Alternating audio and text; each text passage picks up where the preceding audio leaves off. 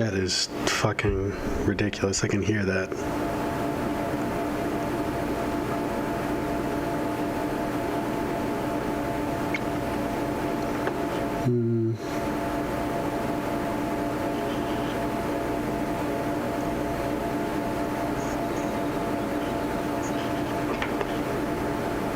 How the fuck do I fix that? Click this.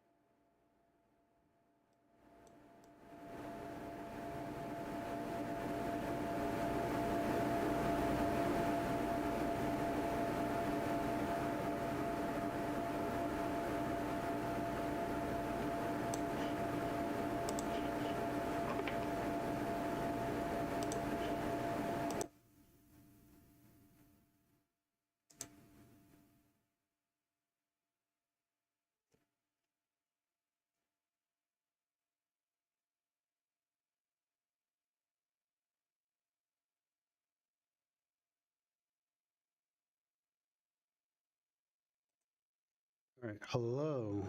I think the noise suppression worked.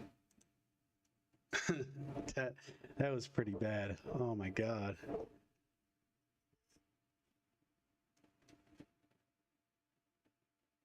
Just waiting for it to catch up on the stream.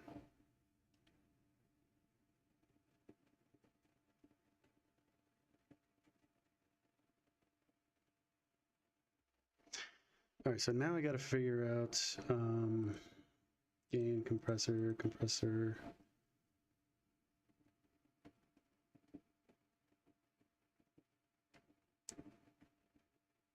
Hello.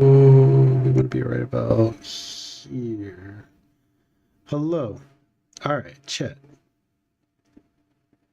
I think. Oh no, that's peaked. All right. I don't know.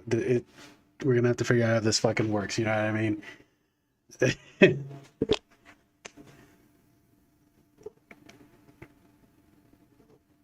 Yeah.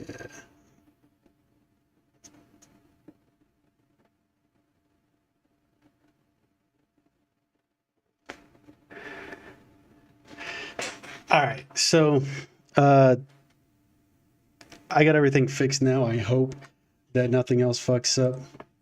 But basically, we're just going to be looking at some videos about Epstein and Trump.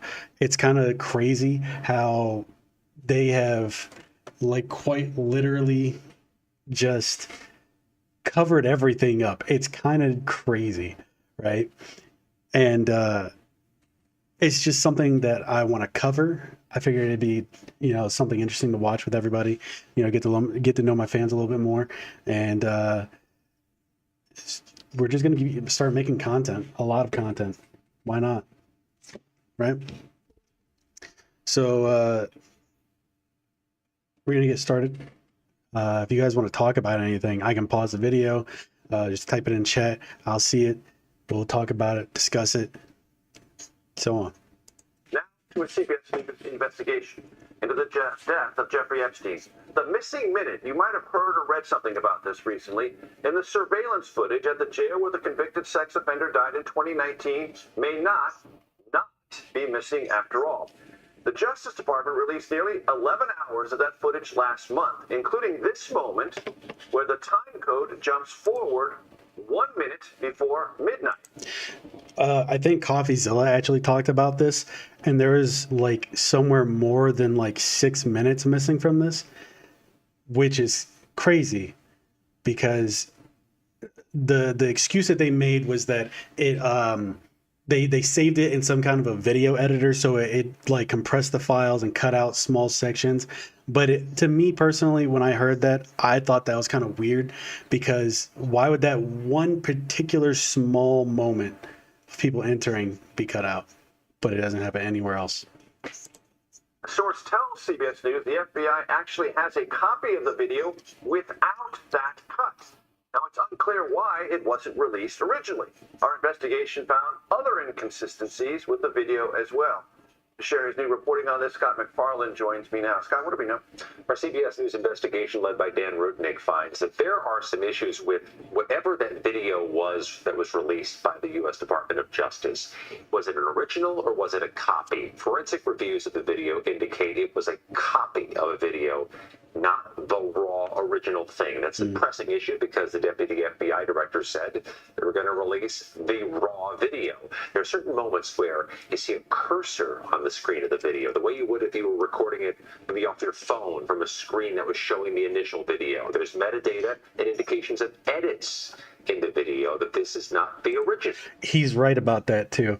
The metadata did say that there was footage cut out of it, and that there was a little bit extra than what they were lying and saying, and I feel like personally that's something that they need to put out.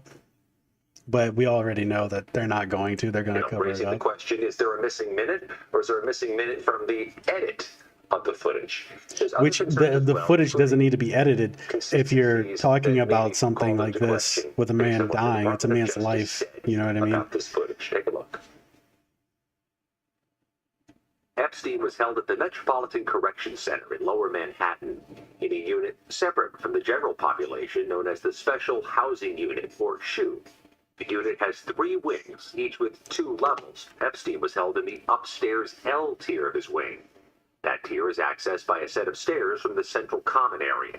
Directly adjacent to those stairs is the officers' station, where on-duty corrections officers spend most of their time.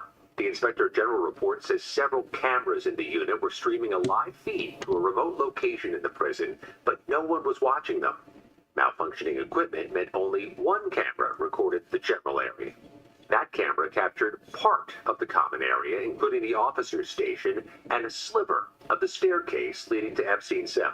The footage begins at 7:40 p.m. the night before Epstein's death. You can see staff and inmates moving about, preparing for the nightly lockdown. That's the officer's station in the background. Only 2 employees have been publicly identified. Tova Noel, a corrections officer pulling a double shift that began at 4 p.m., and Michael Thomas, a materials handler who won't arrive until midnight. Epstein is seen for the first and only time on camera at 7:49 p.m. when the Department of Justice said he was escorted to his cell from another wing in the unit. It's important to note here, you don't actually see Epstein ascend the stairwell to his cell block. That's true. I didn't even think about that. From the Department of Justice, the FBI, and the Office of Inspector General, which did its own review of this matter, and they didn't respond to our request for comment. Major, if there is a full video, unedited, without a missing minute, it has not been released. And this is not incidental to the broader conversation among interested parties in the Jeffrey Epstein matter. Online, this has been gone over and over and over and over as people try to deduce or understand what isn't or is there, what they can glean in terms of transparency about Epstein's death. So much. And there's so much to go over thinking about it, because they've lied and misconstrued information, and then when you look at how they portrayed everything, there wasn't evidence. Now there is evidence. There wasn't a list. Now there is a list, and it's probably fake now. It's a lot of stuff that's just being told as truth and then being falsified in a way, which is just weird. But like, if they, I'm stuttering over my words because I'm trying to. If they just put out the list, it would be bad for both parties. Because, I mean, what's the chances? I mean, most likely, it's going to be implementing a lot of information based on certain individuals that have seats of power, and now these people, are going to be outed as horrible people.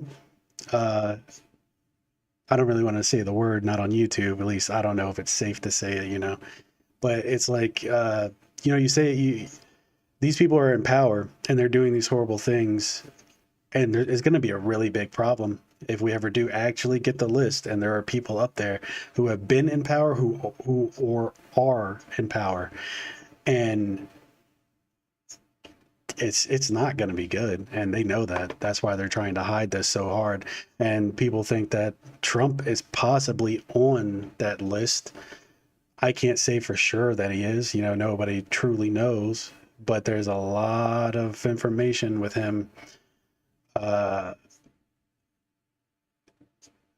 possibly being there, because there's just like he hung out with Jeffrey Epstein. There's so many different factors. He possibly was on the plane, possibly on the list. He hung out with Jeffrey, talked about very good memories with Jeffrey Epstein, and then now he's just an awful guy. Nobody should be talking about him. You know what I What mean? gave this oxygen over the past few years is open-ended questions or conspiracy theories feed off of unanswered questions. That's the fuel. And what you have here is a bunch of questions that haven't been answered. So if the Trump administration is trying to put this issue and this controversy behind them, pending open questions are just oxygen for that fire. An important investigation. Scott McFarlane with all. That's a good video. I'm going to share it, put it in the chat.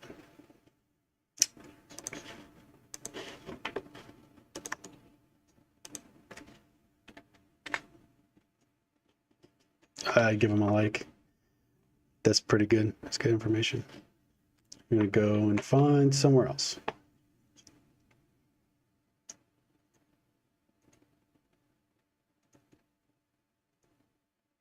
How about some Trump talks about Epstein?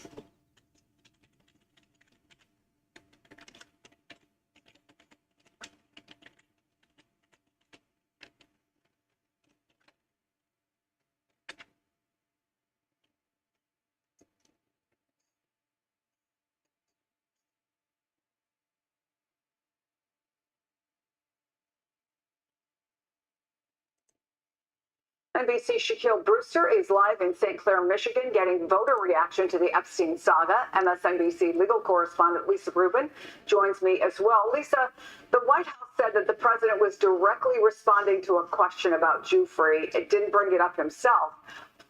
Whether he was answering a question doesn't seem to be the family's point. Can you talk about the Giuffre family's visceral reaction to having the word stolen used when talking about their loved one and the ongoing possibility of a pardon?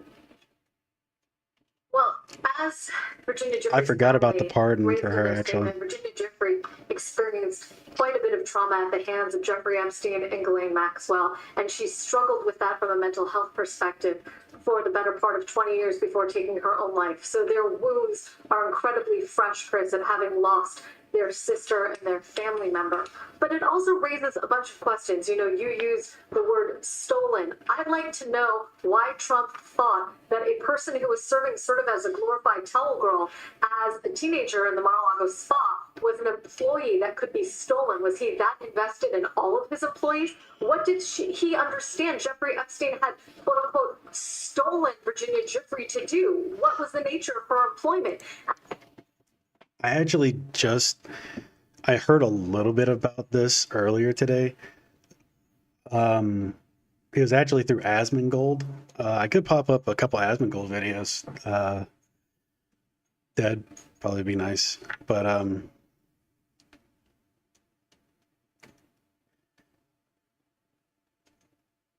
But yeah, I'm listening to the stream back to make sure everything's good.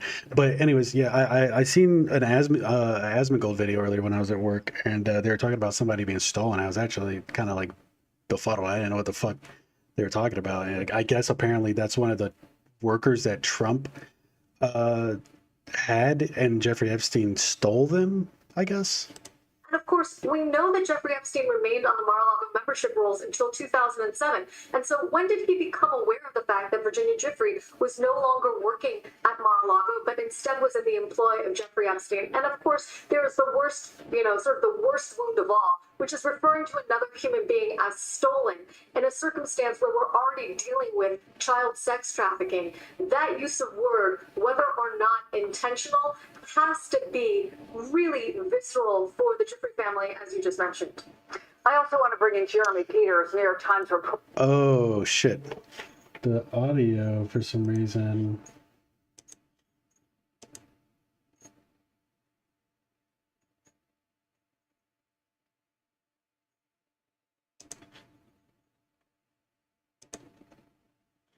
For some reason, my audio wasn't working for the.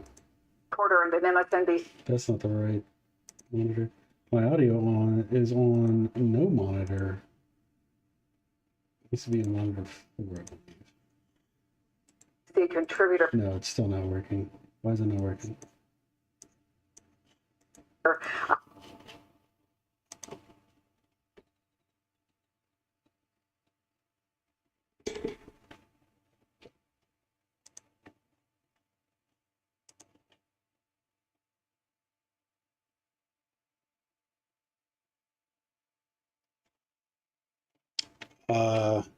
Regardless of what's true, who's culpable, it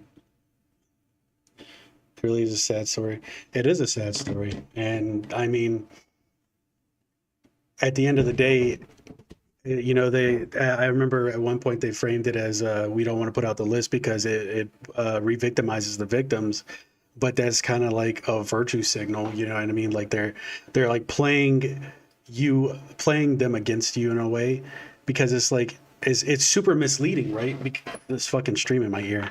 I'm trying to make sure everything's working right, but it's like super misleading because it's like, okay, well, we don't want to re-victimize the victims. That's what we'll say, and it's kind of fucked up, to be honest, because I'd rather hear who these people were, not the victims, but the names of the people that were actually on the list that were doing the horrible shit that was happening. And they keep using the victims as like a shield, a protective shield. So they're not the ones getting hit with the bullet. And it's kind of fucked up. It really is. It's a terrible situation. And they're trying to use victims as a body armor. I gotta keep chatting. I'm watching. I'm just trying to figure out why my sound is coming through my mic and it isn't coming through the stream. But it is very shitty. I agree with that.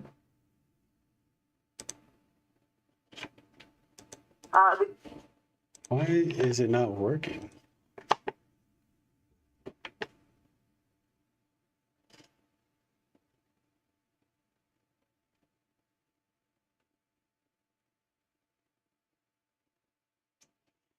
Let's see.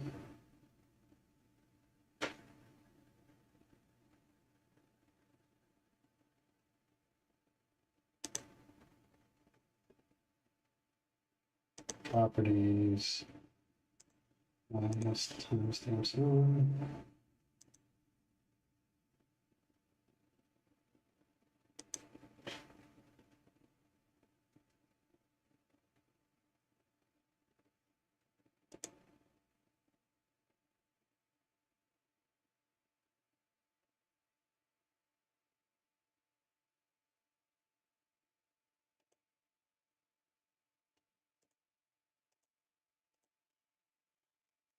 Did you for It's not working. Advanced properties.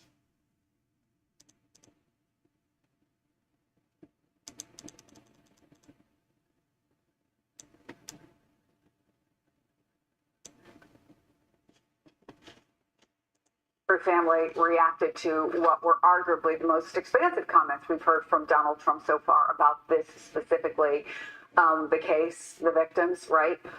Does it, what does it say to anybody investigating this that he might know more? As they're suggesting, does he know more than we thought he did? I mean, we won't know until he's questioned, if he's questioned. And, you know, given his expansive views on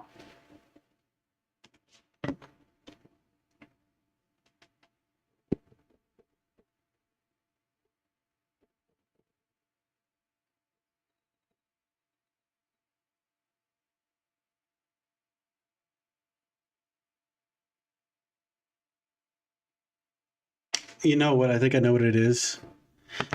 And it's because I muted. Maybe it's because I muted OBS.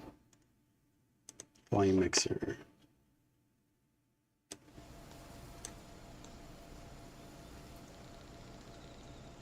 That was exactly what it was. But now I hear myself twice.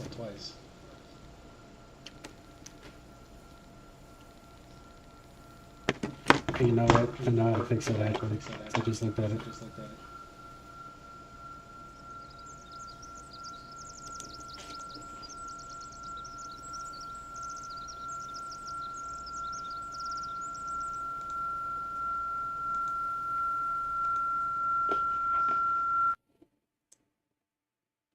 And that's just gonna keep getting louder. How the fuck do I turn off?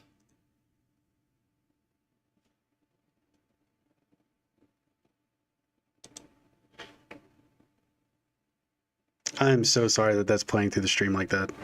That is just horrible. But I'm trying to figure out this problem.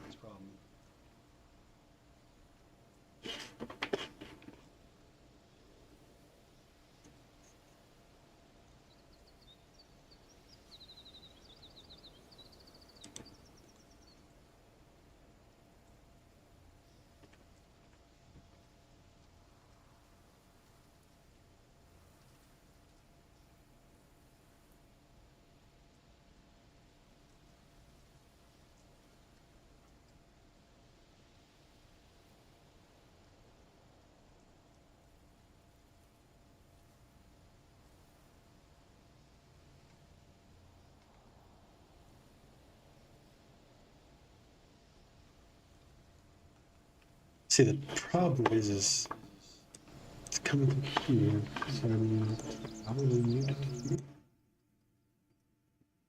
Hello?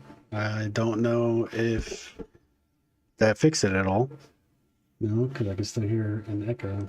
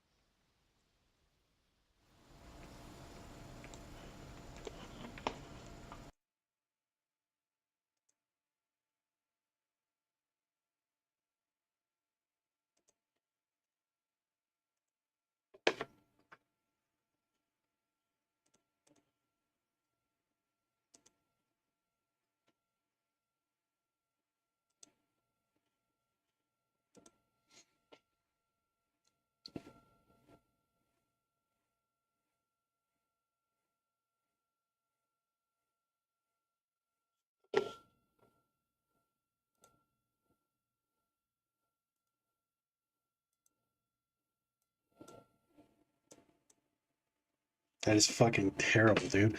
I don't know how to fix that problem.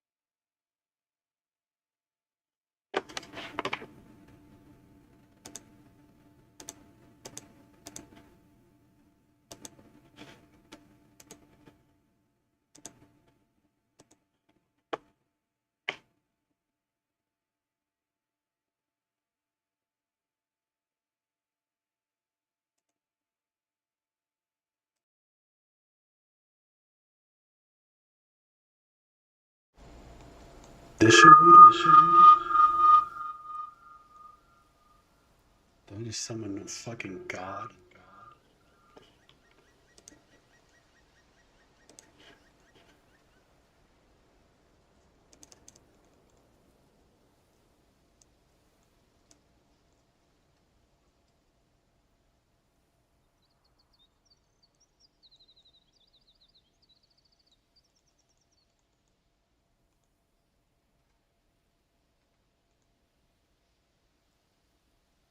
Mute. Hello? Hello.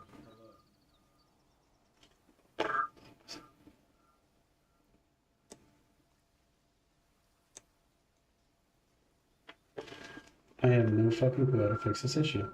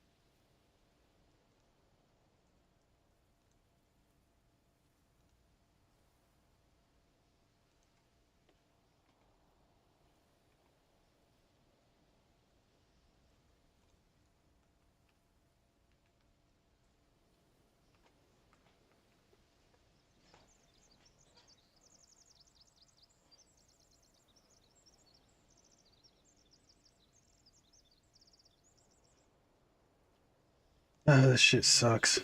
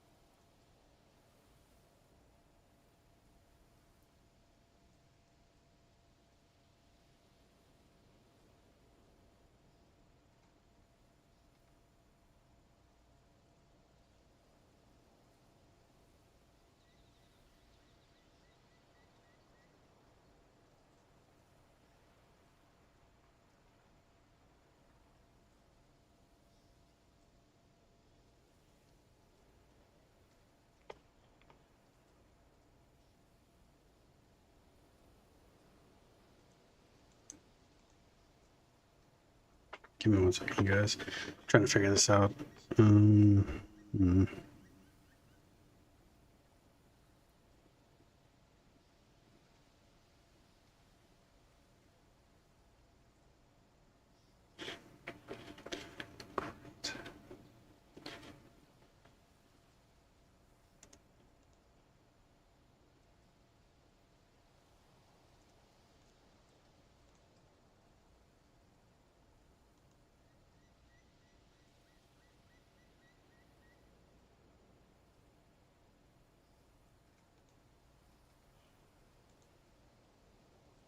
Hello.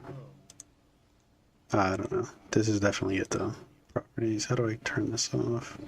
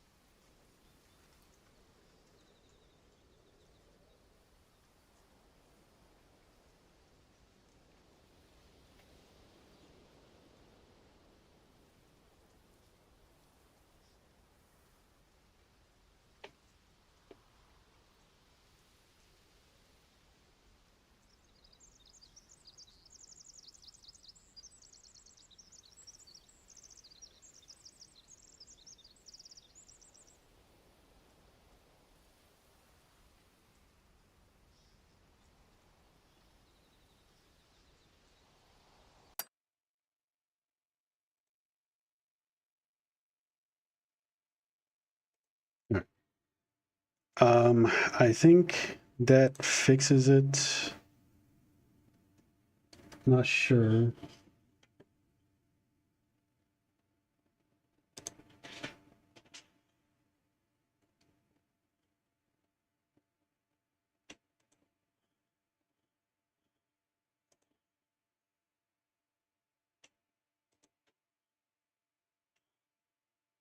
On executive powers and the prerogative of the president, I wouldn't expect that to happen very soon or very easily. Like, he's not going to go willingly if it does come to that. So, but he seems to be guilty. All right, so we got to see how that came through the mic.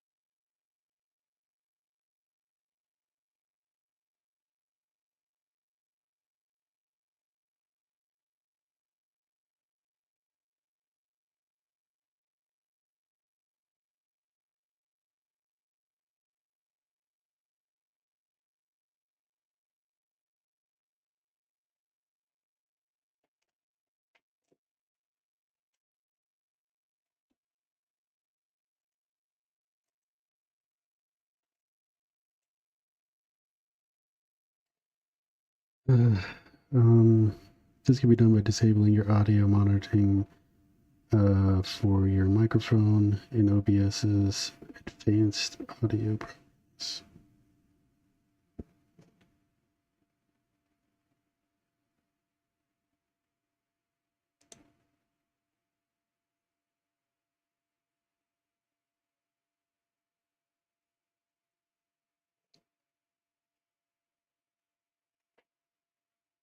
Yeah, that doesn't make any sense.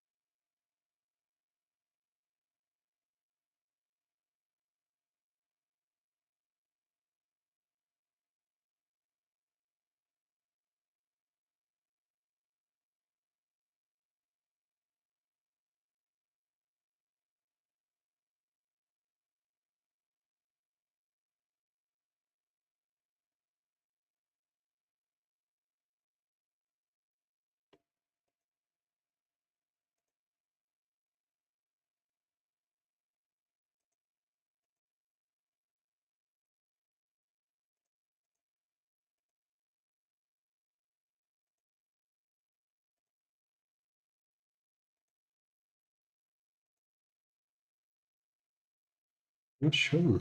Not sure, boys.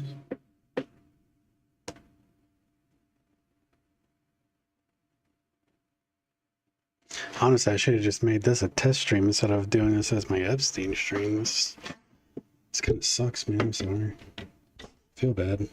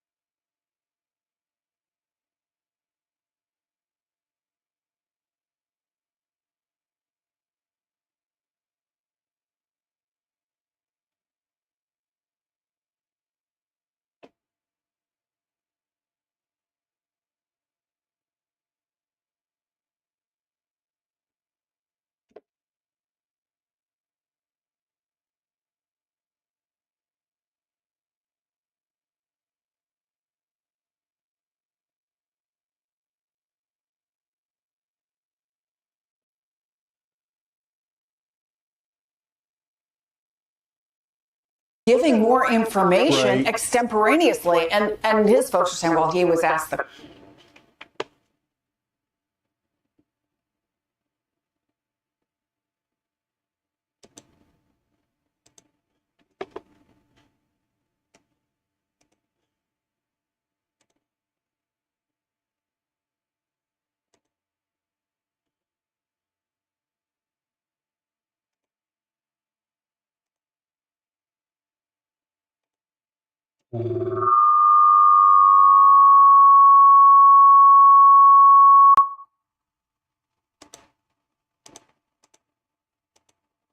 Maybe that one? Question, but he has control. Not that one.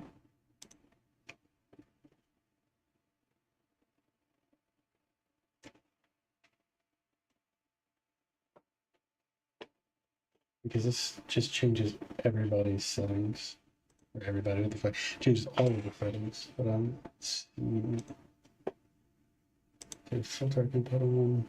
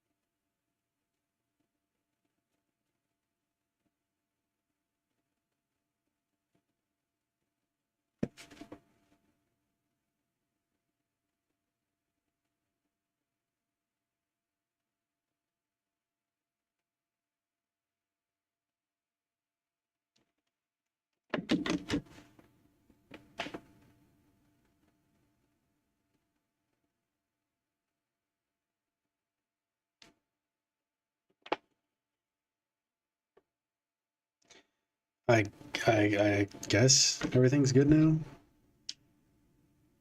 I think. I'm not sure. I think. Hope everything's good.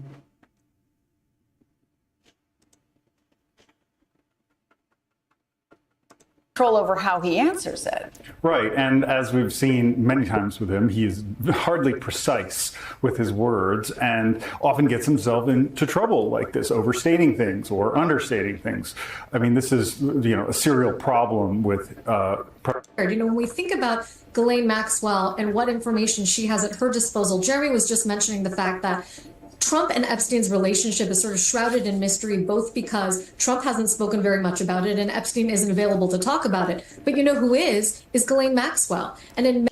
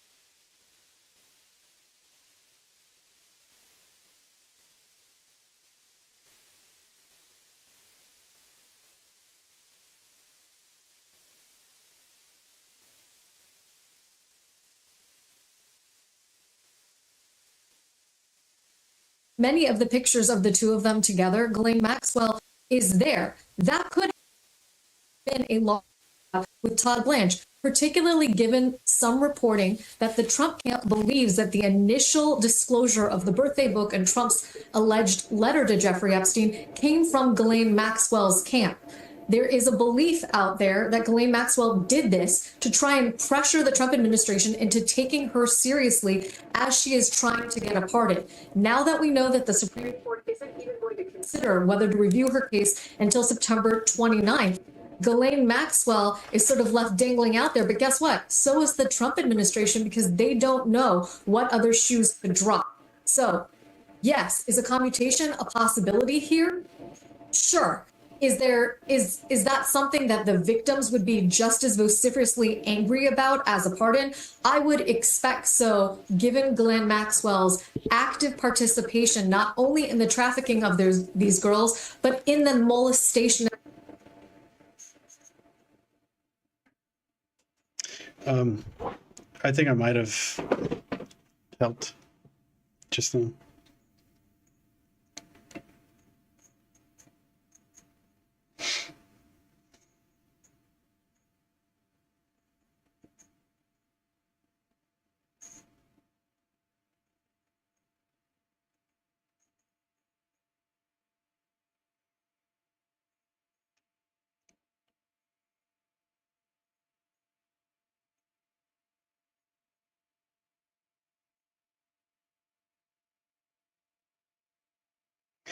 So this is so weird because it's like playing through my mic through the browser maybe or something. I don't know. It's so weird. And sexual abuse itself, Chris. And Jeremy, pardons, commutations, they both fall under sort of a general heading of clemency.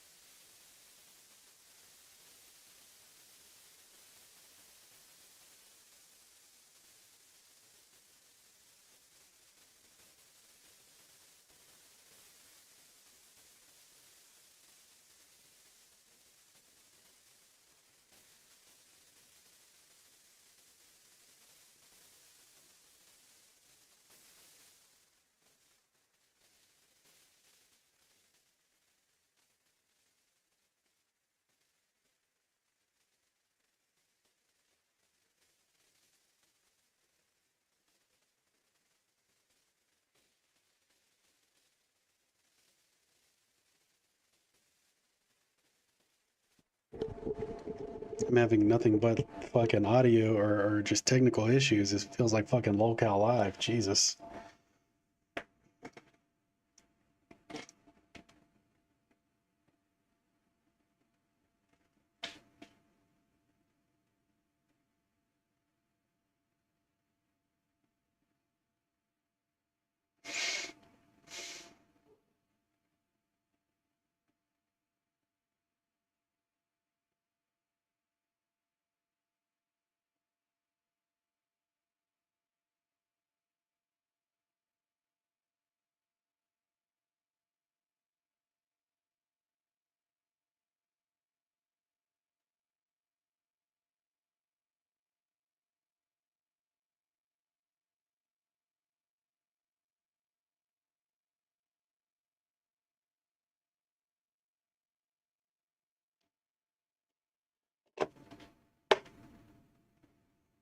All right, I'm going to try and play the audio again. Hopefully this time it doesn't fuck up.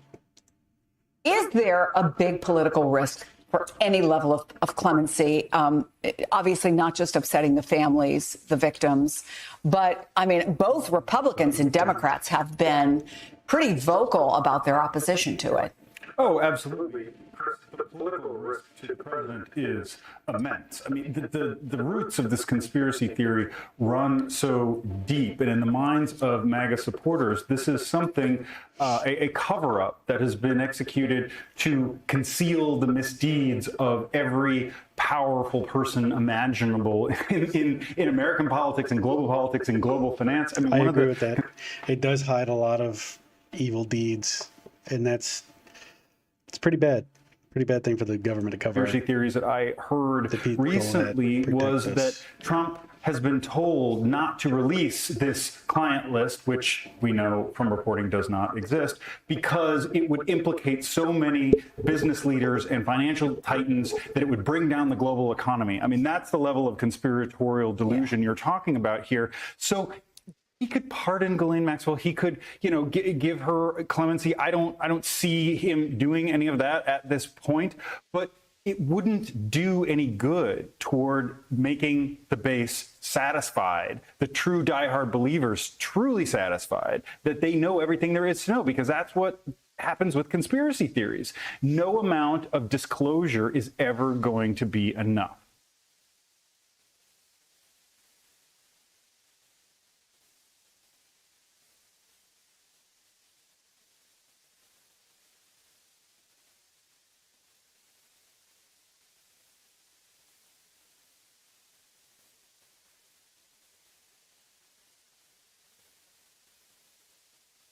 All right, now to this. The family of Jeffrey Epstein's sex abuse victim, Virginia Giuffre, says they are just stunned by recent comments from President Trump. You may remember the president said he had a falling out with Epstein after he said Epstein stole Virginia Giuffre, who worked at his spa at Mar-a-Lago. Well, now her siblings say they want to know what the president knew and when about Epstein's sex crimes. We were shocked by it. Especially to use the term stolen. Because she's not an object. She's a person. She was recruited by Maxwell. She wasn't stolen, she was recruited. CBS News Justice correspondent Scott MacFarlane is following all of this. Scott, that's tough to listen to. Why is the family choosing to speak out now so publicly? And what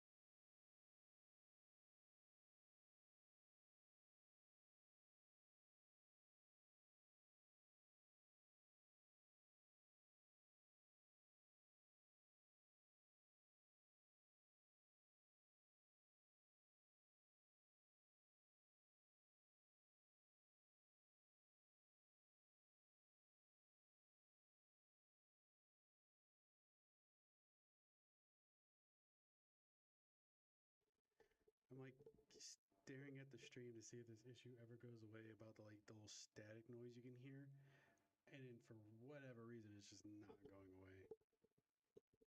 I guess now it's gone.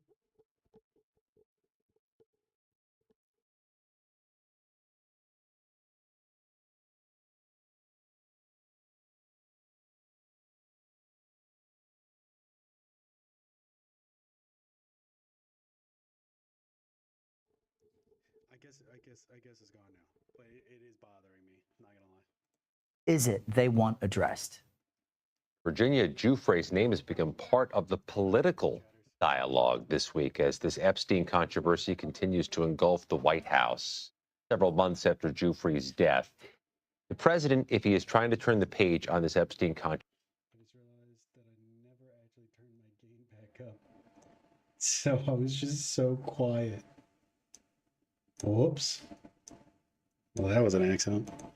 has instead given it new momentum by talking about arguably the most visible and vocal of Jeffrey Epstein's victims, Virginia Giuffre, using that phrase that Epstein stole Giuffre from Trump's Mar-a-Lago resort many years ago. That type of word choice in the context of sex trafficking and sex abuse victims is a trigger to any number of people, including Giuffre's family. The president was asked on Thursday about this issue, about the use of the word stole, and about Giuffre. Take a listen to what he said.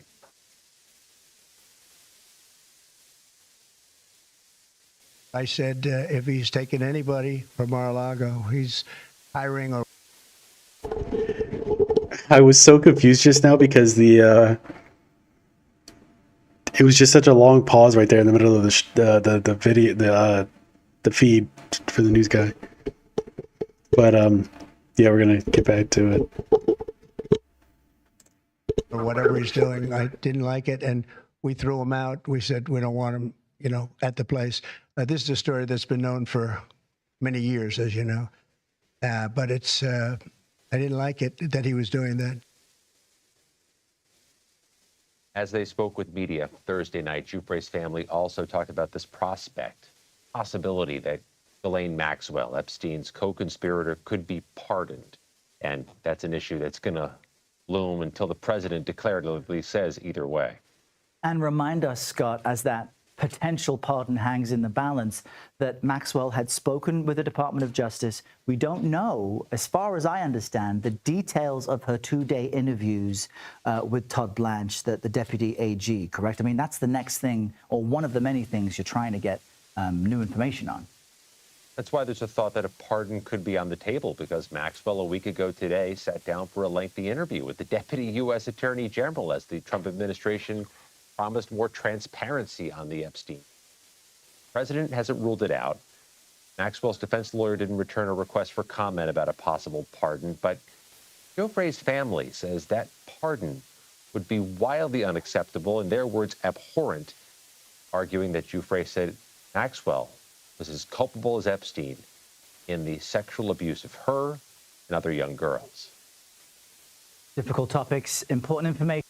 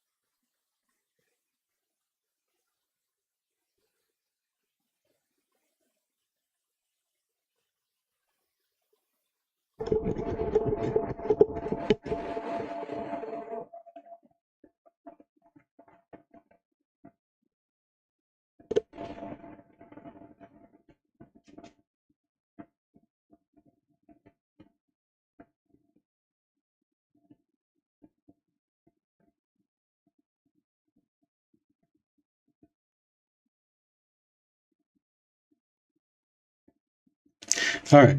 I think that fixes the audio problem a little bit, I guess. Scott The McFarlane static across was it all. bothering me, man. Well, Donald Trump, who meddles in every aspect of the federal government that he can, including now the firing of the commissioner of the Bureau of Labor Statistics for telling the truth about job statistics, claims that he, Donald Trump, has no idea why his personal criminal defense lawyer went to a Florida federal prison to talk to an old friend of Donald Trump's, convicted sex trafficker and rapist, abuser of children, Ghislaine Maxwell. We've all seen the photographs of Donald Trump hanging out with Ghislaine Maxwell and Jeffrey Epstein during the Epstein and Maxwell reign of terror against more than 1,000 children. Donald Trump just... See, there's so many pictures of Epstein and Trump together, and he had, at one point he was just saying that he had never had contact or something like that with Epstein. Not true. And there's so many pictures of it, but he keeps denying it, or at least he did.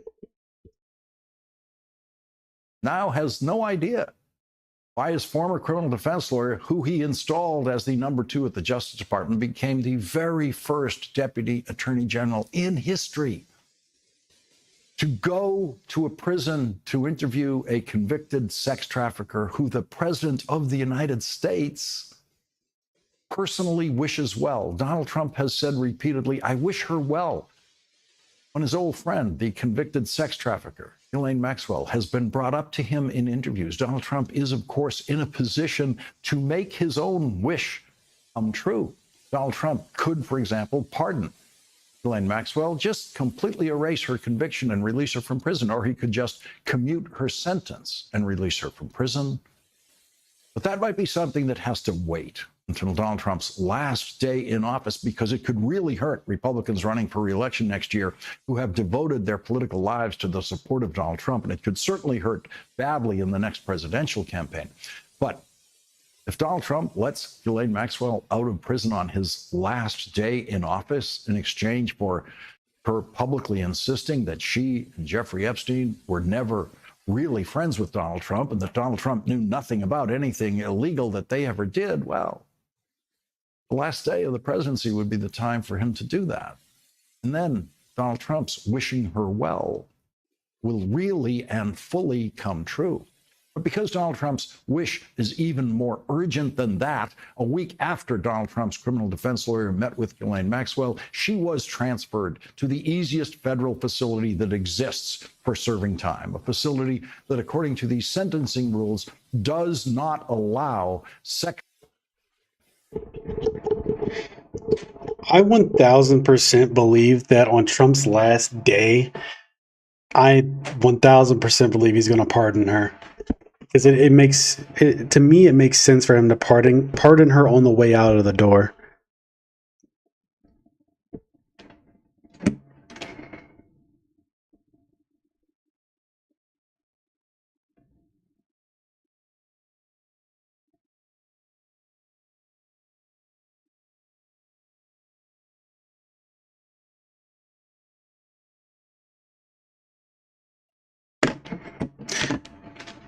Now I feel like I have too much gain and shit. But yeah, anyways, I think that's probably what he's gonna do. I feel like that's what's gonna happen is he's gonna pardon her on the way out the door. Because ultimately at that point, I don't think anything is on him any longer because he's no longer the president. So that's kind of just on the next guy who gets in the chair. offenders to serve time there. So someone had to wish really hard for a convicted sex trafficker to be transferred to that much more pleasant federal facility in Texas, where paparazzi photographers have now been able to photograph some of the people living there while they were working out. That's how low security a facility Ghislaine Maxwell is now enjoying, thanks to Donald Trump and his Justice Department, which has said nothing about why Donald Trump's criminal defense lawyer was sent to talk to Ghislaine Maxwell before she was then sprung from the federal prison where she did not want to be serving time into the most comfortable possible place to serve federal time. Todd Blanche, the former Trump criminal defense lawyer, said the Department of Justice will share additional information about what we learned at the appropriate time. This would be a good time. This is an appropriate time. Last week was an appropriate time. It would have been an even better time. The one thing you can be guaranteed is that Todd Blanche will never I agree with that. share what I he agree with that. discussed with Ghislaine Maxwell. He will never share all of it. They were predators together. They molested kids together. Did Todd Blanche ask her about exactly what she did when she was molesting kids? They were predators together. They molested kids together. Those are the words of the federal prosecutor who spoke at Ghislaine Maxwell's sentencing hearing. Let me repeat them. She said, prosecutor said, they were predators together. They molested kids together.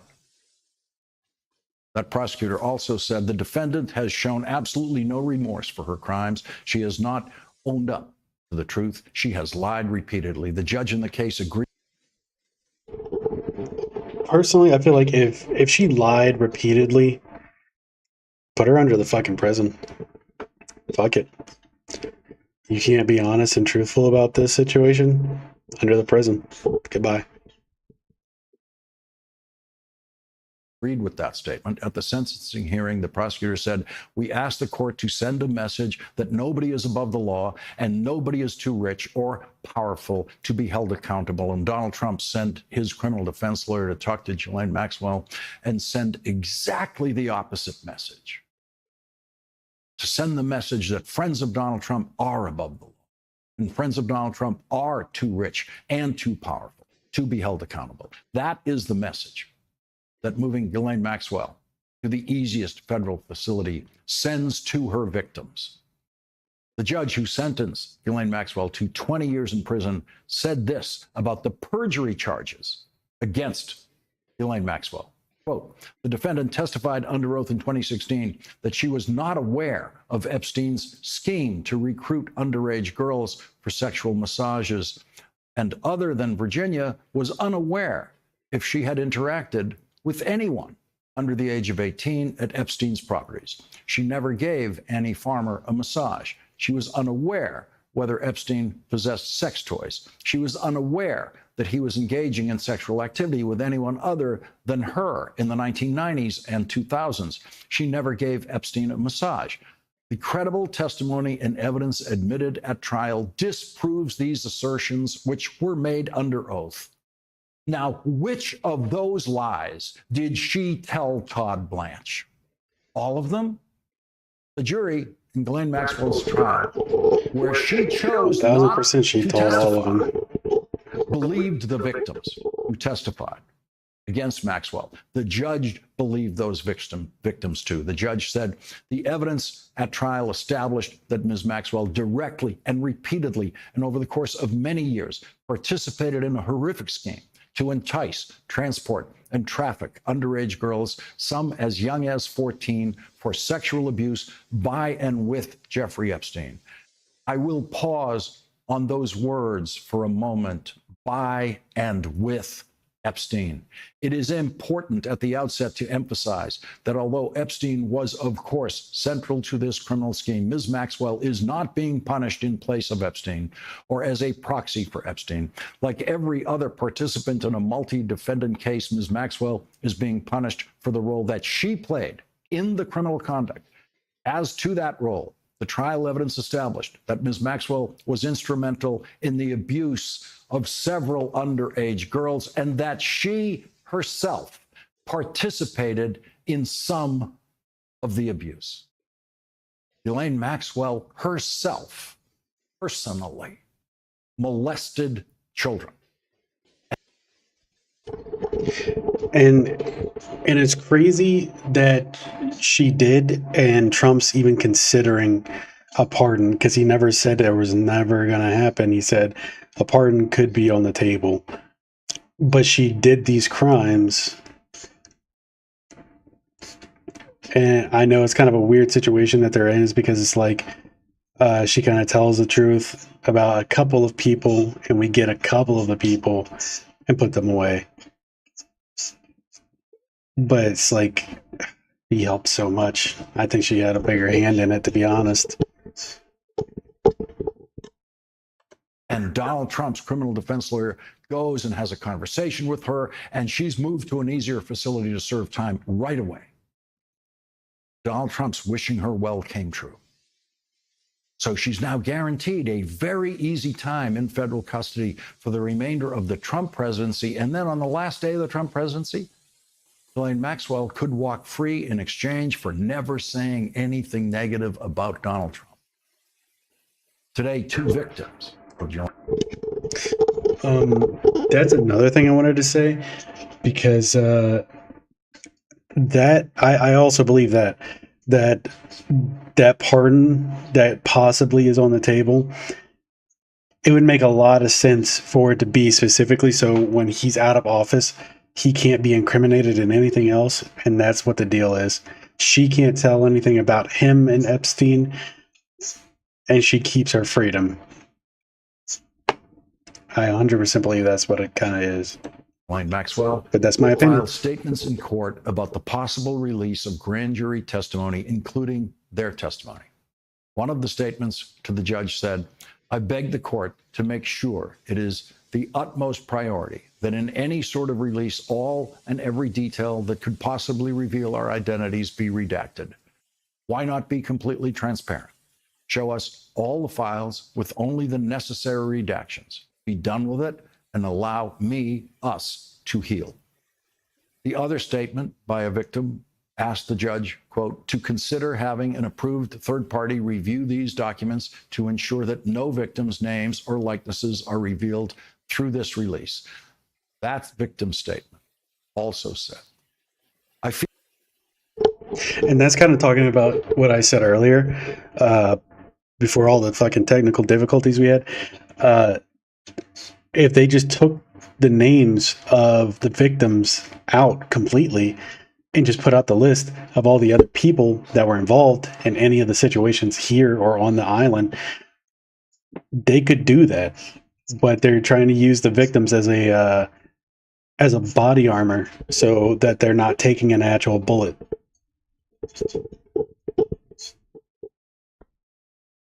Feel like the DOJ's and FBI's priority is protecting the third party, the wealthy men, by focusing on scrubbing their names off the files of which the victims know who they are.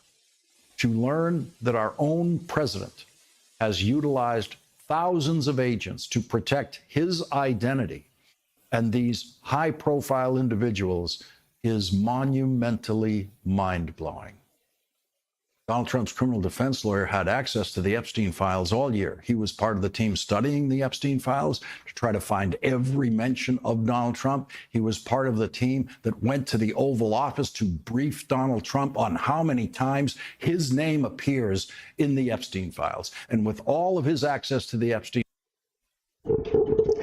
I actually did hear something about that, about redacting happening to the Epstein Files, and that quite possibly it could have been Trump's name being redacted out of the files, along with victim names.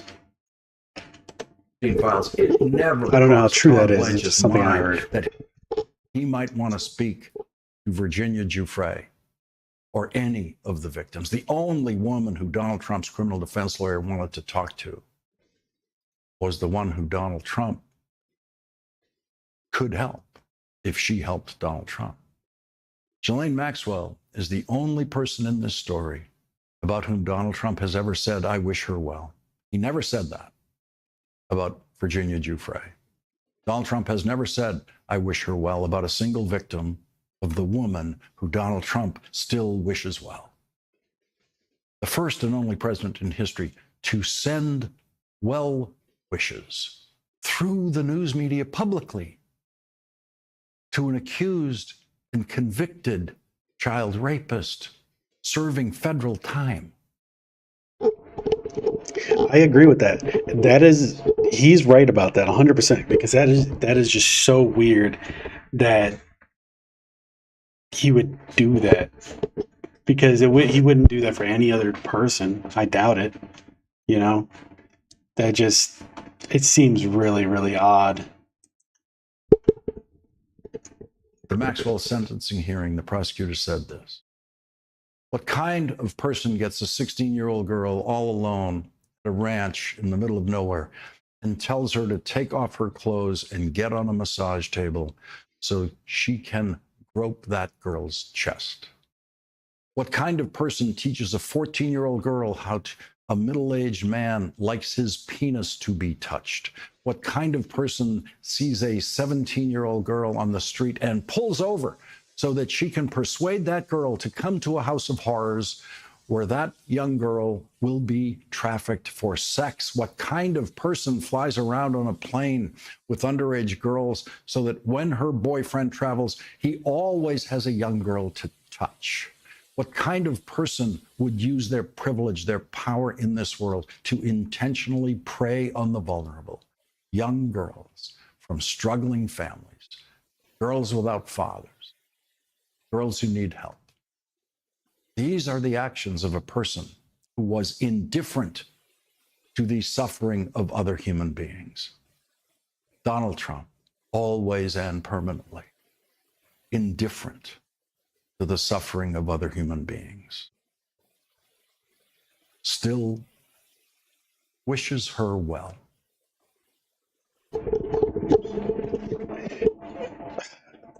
He's right. He tore him a new one, but he's right. I like that one a lot. I'm gonna put that in the chat. You guys can go give a like to it. But no, yeah, he's right. It's really fucking weird. It definitely is. All right, now to this. The family of Jeffrey Epstein sex abuse. Actually, yeah, we'll see if we got another one in here.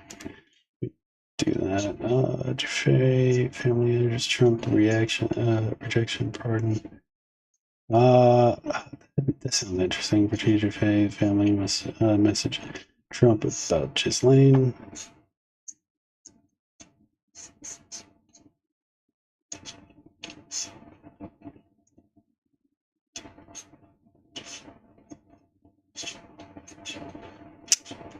I guess let's see if you this. could say something to the president or someone who does have the power to pardon her or reduce her sentence for Ghislaine Maxwell. People who commit those crimes against someone deserve to feel those repercussions. They don't get to rest easy while the survivors are still trying to live their life every single day. You don't get to rest easy. Survivors have come forward. They put her in jail. They've come forward with their stories. They've come forward with the allegations. They have the information. It's already in there. There's no way that Epstein would be in jail or Ghislaine would be in jail if they didn't already have that information. So we question what can she really add and what's going to become of that. President Trump this morning facing new questions about Jeffrey Epstein and one of the convicted sex offender's most vocal accusers, Virginia Giuffre, who worked at Mar-a-Lago decades ago while in high school. The president said this week Epstein stole her away. Did you know why he was taking those young women, including Virginia? No, I didn't know. But I said if he's taking anybody from Mar-a-Lago, he's hiring or whatever he's doing. I don't know if this guy to the right of Trump, his left, my right, whatever. That guy kind of reminds me of fucking Stone Cold Steve Austin, dude. Oh my God. I didn't like it, and we threw him out. Now, the family of Giuffre, who died by suicide in April, is speaking publicly. It does make us question how much did he know? And responding to This Moment Tuesday on Air Force One as the president referenced Epstein and Giuffre. He told her, and by the way, she had no complaints about us, as you know. So, what went through your mind when you heard that? What the fuck does that mean? That's what that's what I heard. That was weird as fuck. I think we were shocked by it. Especially to use the term stolen. Because she's not an object. She's a person. She's a mom. She's a sister. The White House press secretary says the president was directly responding to a question posed by a reporter about Ms. Giuffre. He did not bring her up.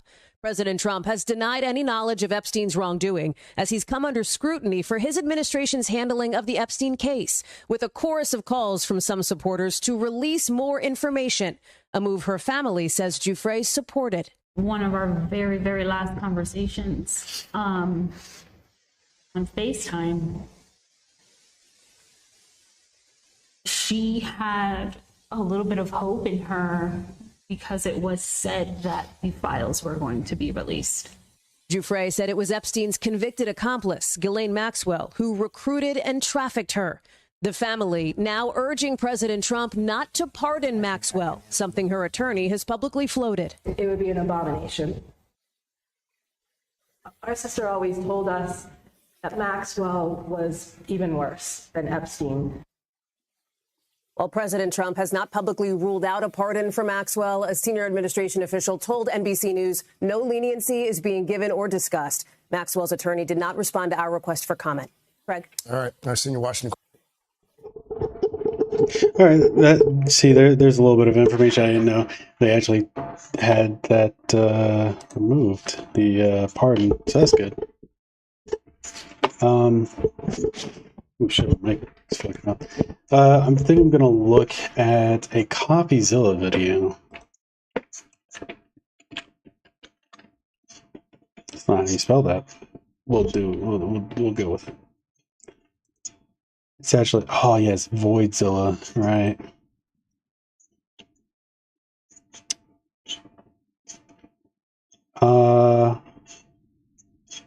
Yeah, we'll do this one. The raw Epstein footage was modified according to its metadata, despite Dan Bongino previously saying that they would release the original footage so you wouldn't think there were shenanigans. There's video. We're working on cleaning it up to make sure you have an enhanced, and we're going to give the original so you don't think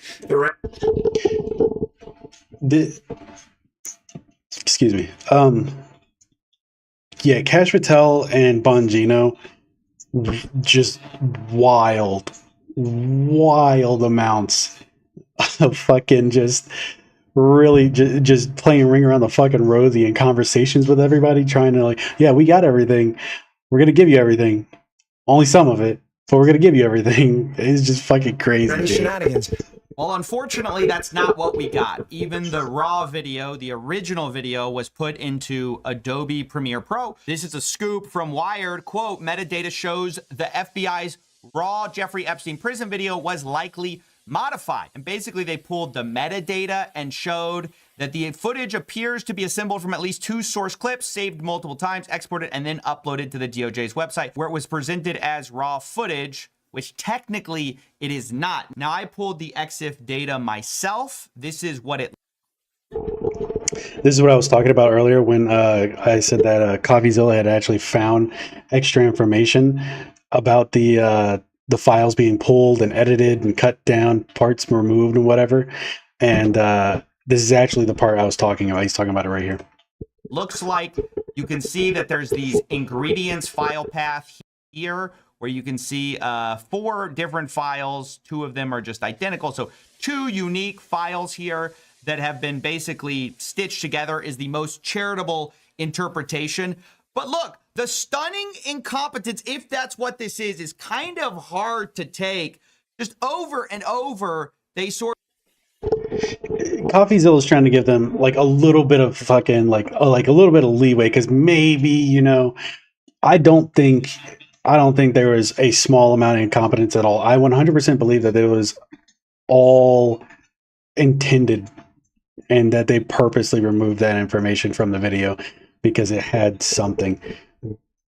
But that's all we can go off as opinions and speculation. But he's trying to give them a little bit of a bone here. I don't buy it. Sort of hype up what they have and then deliver something different in a meaningful way. I mean, you cannot say, hey, we're going to give you original footage so you don't think there are shenanigans, and then you splice together 2 clips in Premiere Pro. I mean, yes, maybe you didn't do anything with it, but it kind of ruins the whole chain of evidence. Wired actually quotes a professor of UC Berkeley whose research focuses on digital forensics.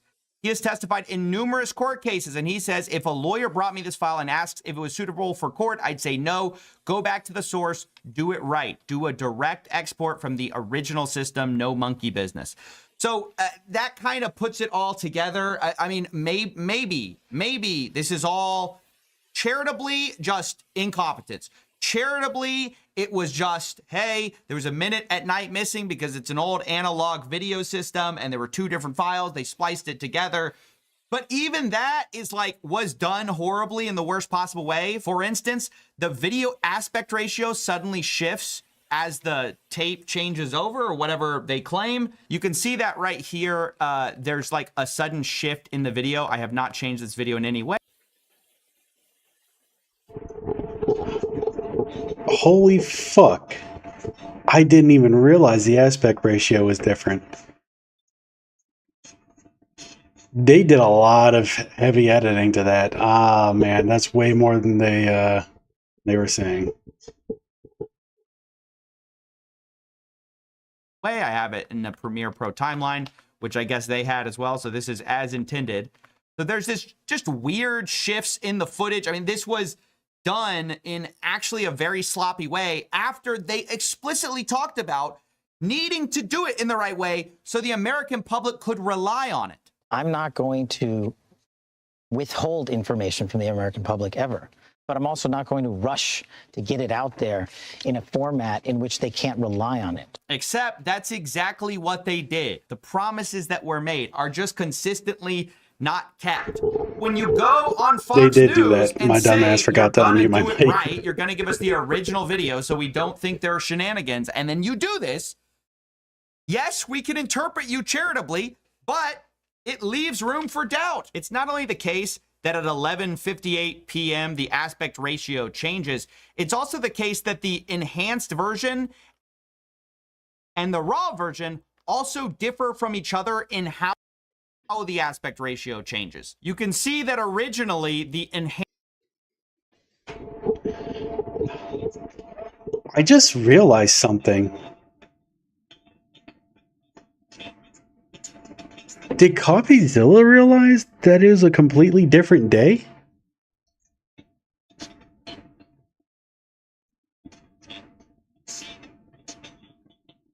I don't know if that plays a significant part in anything, but like, it's a whole different day right there.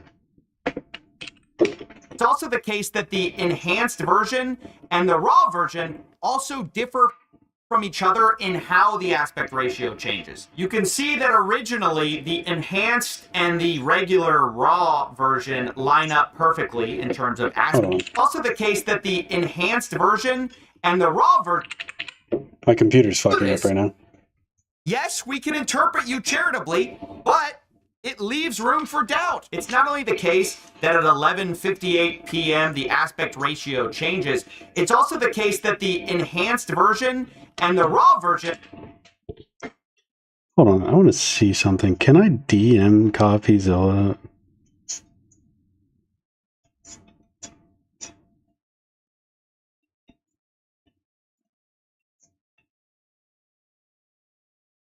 Can I DM him? I have to subscribe. I don't have the money to subscribe. You know what? I'll just make a post and I'll add him. I don't I don't know if that'll play a significant part.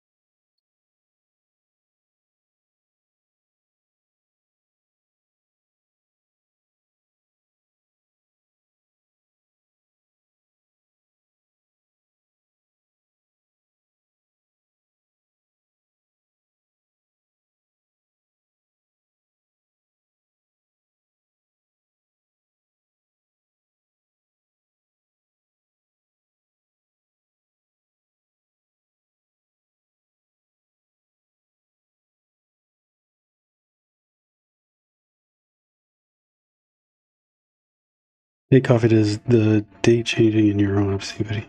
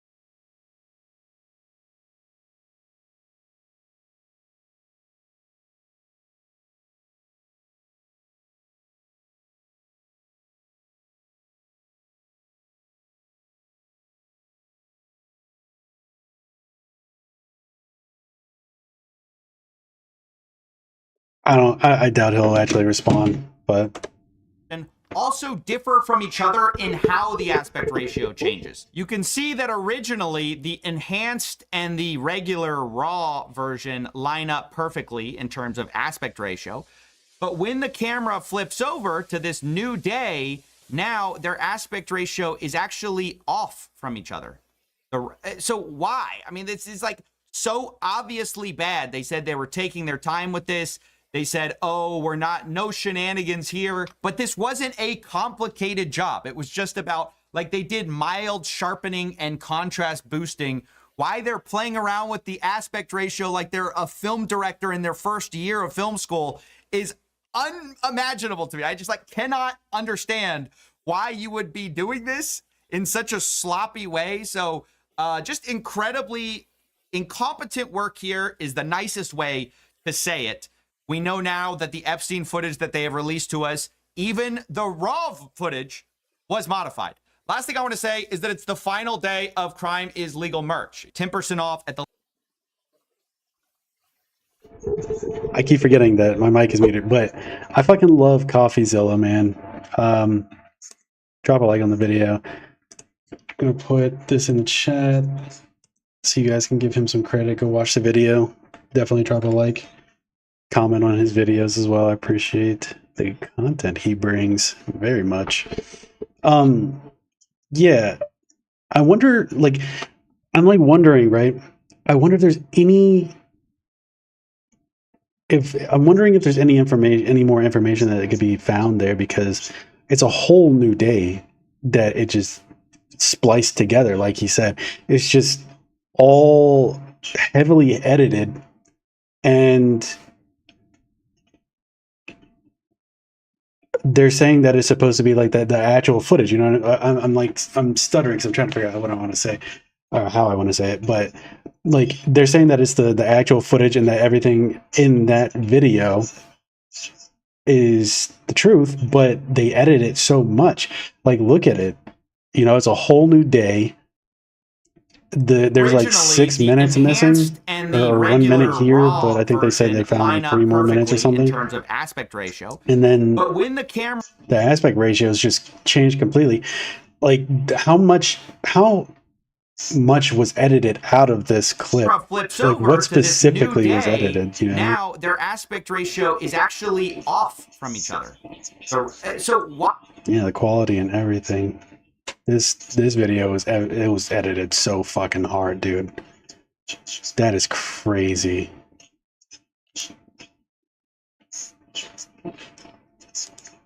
There are more rewrites of the Epstein story than in a Harry Potter fan fiction. It seems like every time I turn around, huge parts of the story, of the official story, have been completely changed to the point. The most interesting part of the story are the rewrites, the changes. Many people, like myself, have been obsessed with the fact that the facts keep moving as we move the goalposts. First, it was the Epstein list. It existed. It's a cover-up. Then it doesn't exist. Now it's a hoax. Then Trump's going to give us the list. Then we have the changes to the Epstein footage story. It doesn't exist. Yes, it does. Here's the raw footage, except no, we saved it in Premiere Pro multiple times. But now we're getting changes to the story of the very breakup between our president and Jeffrey Epstein. Look, for years, we've been told that Trump kicked out Epstein from Mar-a-Lago because Epstein harassed the daughter of another member. This apparently all happened in 2007, and it sort of symbolized proof of how the president couldn't have been involved in this. After all, why would you kick someone out for being creepy if you were somehow involved in all of it? But now there's a news story coming from our president himself. He expounded in Scotland about the real reason that Jeffrey Epstein and him had a falling out. He stole people that work for me. I said, don't ever do that again. He did it again, and I threw him out of the place. So there it is. Rather than a member's daughter being harassed, it seems like instead it was over a worker dispute. Immediately after this news story about workers being stolen came out, it was clarified that he's specifically talking about workers being stolen from the spa. And people were taken out of the spa, hired by him. In other words, gone. And other people would come and complain, this guy is taking people from the spa. I didn't know that. Did one of those stolen, persons, that include Virginia Giuffre? I don't know. I think she worked at the spa. I think so. I think that was one of the people. Yeah. He stole her. Now, this is a remarkable change in our story because Virginia Giuffre is one of the lead accusers of Jeffrey Epstein. Everyone knew she was recruited at Mar-a-Lago. Now Trump is saying he not only knew about it, this is one of the reasons that he kicked out Epstein, apparently. People complained about Epstein at the time. Other people would come and complain, this guy is taking people from the spa. I didn't know that. Now, the Happened. Fuck, dude. Happened in 2002. I get what you mean. But, yeah, it's... Ah, man, it's fucking interesting, man. Because he knew to some level, and they're like completely just pushing that fact to the side. And I don't know.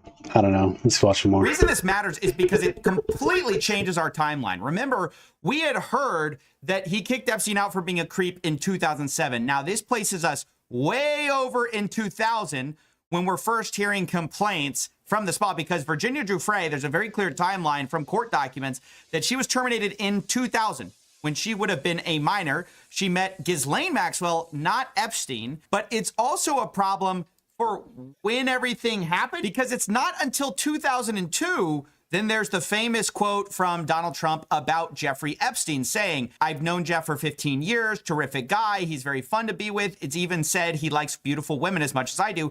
Many of them are on the younger side." So if he's already... And that's so weird, right? Because it's so weird that he would say that, because it's almost like the other thing that he did when it was like a secret, like it was kind of like a message, just information between friends, kind of like a inside joke. And that right there was most definitely an inside joke. It's terrible, but like it definitely is. And this is just more evidence that he was around Epstein a lot more than he said he was. already had a falling out over stolen workers, specifically a stolen worker who was later trafficked by Jeffrey Epstein. If he had heard complaints about this, if he knew about this, and in 2002, he makes this claim, that's a real problem. Whereas previously, his kicking out and finding out about this apparent harassment of Mar-a-Lago clients, it doesn't happen until 2007. Now we're hearing it's been known about since 2000. So this presents a very fine line that the president has to walk in terms of what he knew when, because obviously you have to stick to your story that you kicked him out for being a creep, right? That's what was originally said. In fact, it's even been repeated by the White House. Stephen Chung, in a statement, claims the fact is that the president kicked him out of his club for being a creep. So that was the stated reason, but you can't know too much in 2000. Otherwise, it makes you look horrible when you compliment him for enjoying beautiful women. Because if you knew he was a creep and you didn't do anything about it, that's a problem. So when asked to explain this discrepancy, you know, well, you said he was kicked out for being a creep. Then you said you did it because he was stealing your employees. Which is it? At first, we hear that they are related incidents.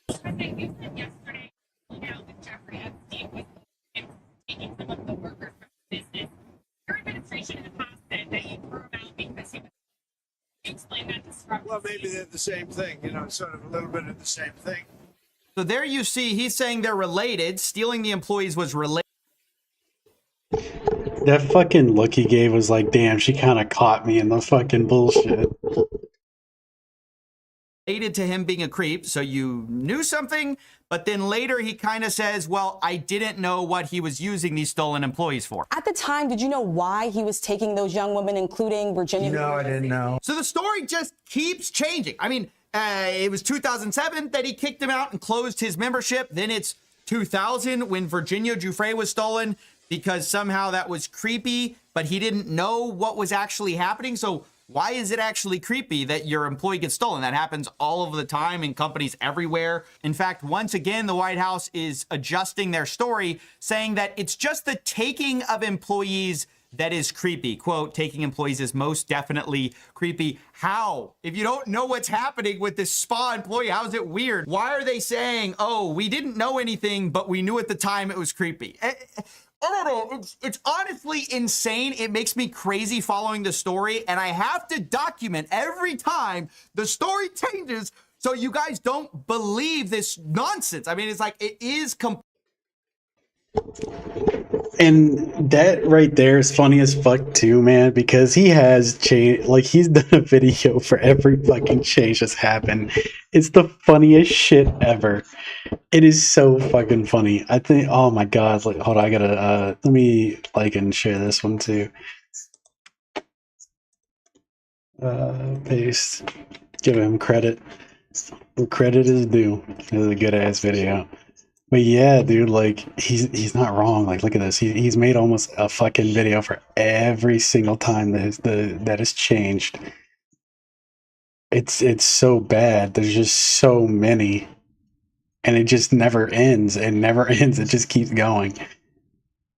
Oh, this is the shit I was talking about. Wait, did I get that wrong? Was that Bill Clinton, that childlike curiosity thing? Was that between these two? Or was that Epstein and Trump? I think it was. No, yeah, it's them. former president wrote Jeffrey Epstein a letter where he admired his childlike curiosity. This is according to the Wall Street Journal in another bombshell report where they further divulged the contributors to this birthday book, including Leon Black. This is a continuation of the reporting about Donald Trump, Lex Wexner, where reportedly a bunch of powerful people got together to send Jeffrey Epstein birthday letters, which were all compiled by Ghislaine Maxwell. Now, we covered this in a previous video. Of course, Trump denied it. He said, that's not me. I don't draw pictures, and then sued the Wall Street Journal for 10. Okay, I'm not gonna lie. I just realized this, but the background that Coffee is looking at is just an entire list of shit that he's put together. My God. It's like in those movie scenes where the cops like trying to figure out who the criminal is, and there's a fucking pin and like this picture connected with that twine and this picture with that twine. It was just everywhere.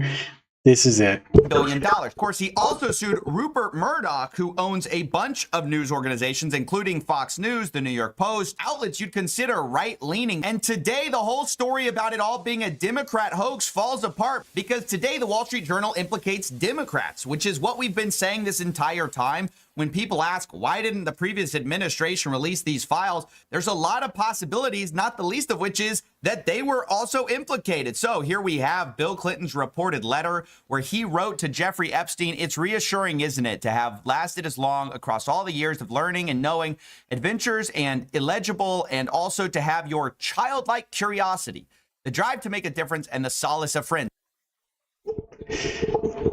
Great freeze frame. But childlike curiosity, that's such a weird thing to talk about or say to somebody, especially when that somebody is Jeffrey Epstein. It is such a weird fucking thing to do. So weird. Now, we should say this is all before Jeffrey Epstein was arrested. So, of course, Clinton denies knowing anything about this. But I gotta say, of all the things to tell the future biggest in the world, admiring someone's childlike curiosity is just unlucky, bro. That's right up there with Enigma's Never Age. May every day be another wonderful secret. It sounds coded in hindsight. Now, we also have something from Leon Black. We know exactly about him. what I said. That shit is coded. Non-prosecution settlement with the U.S. Virgin Islands. He reportedly paid Jeffrey Epstein over $100 million for what he described as tax advice and estate planning. Now, his letter to Jeffrey Epstein included blonde, red, or brunette spread out geographically with this net of fish. Jeff's now the old man in the sea.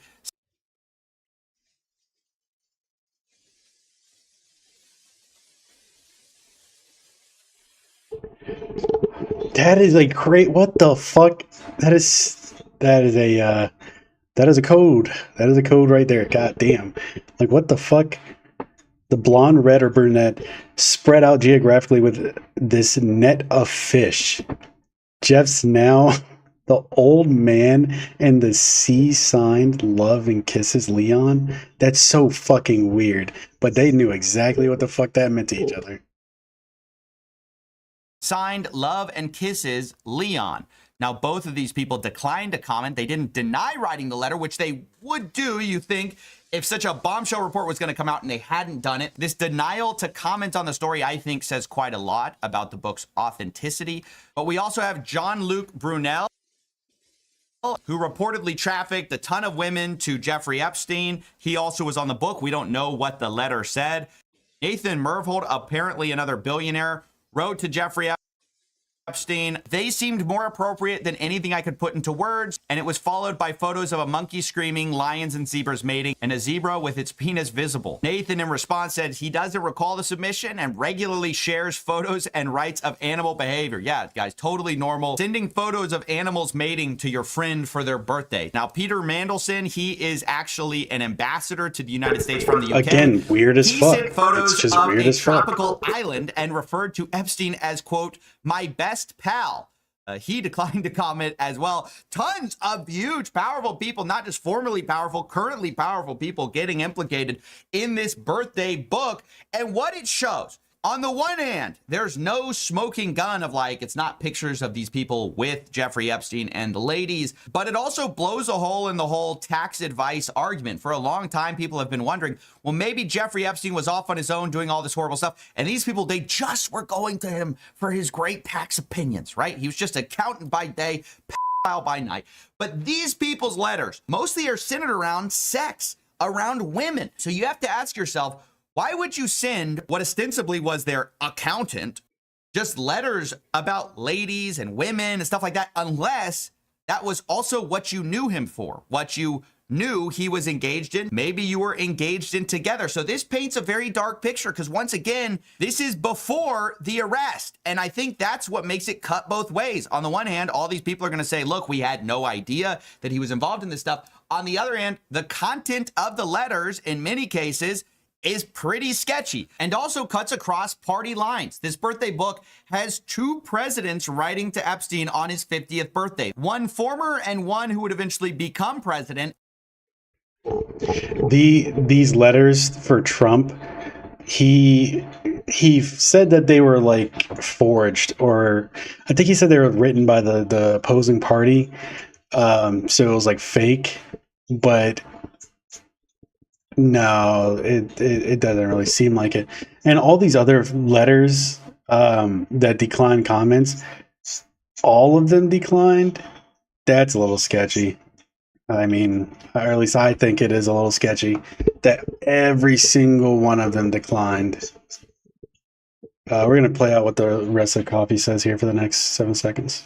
And together they said they admired his childlike curiosity and enigmas never age. Man, it sure is a mystery why they never wanted this to get out. Everybody, Bill Clinton. Here we go. Now we can like and we can share it. Here you guys go.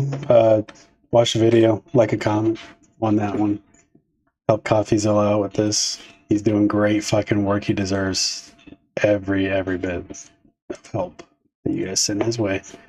Really quick, I need to we gotta do this. GX, here it is. RAM. Cut that out. Yep, there we go. YouTube.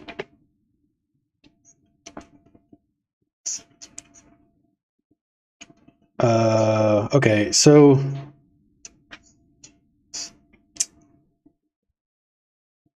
Trump's secret, Epstein file. Okay.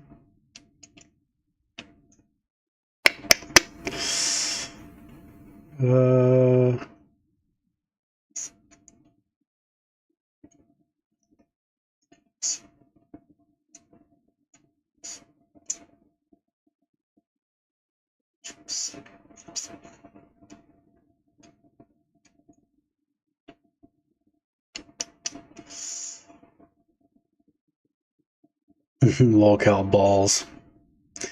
Former inmate from Epstein prison rips cover up.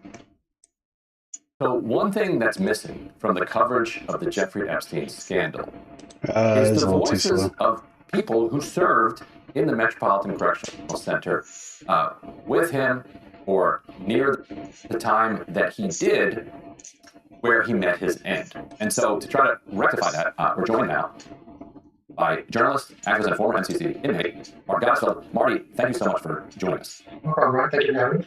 So to set the stage here, can you talk about the time that you served inside the MCC and how that relates to Jeffrey Epstein's time there?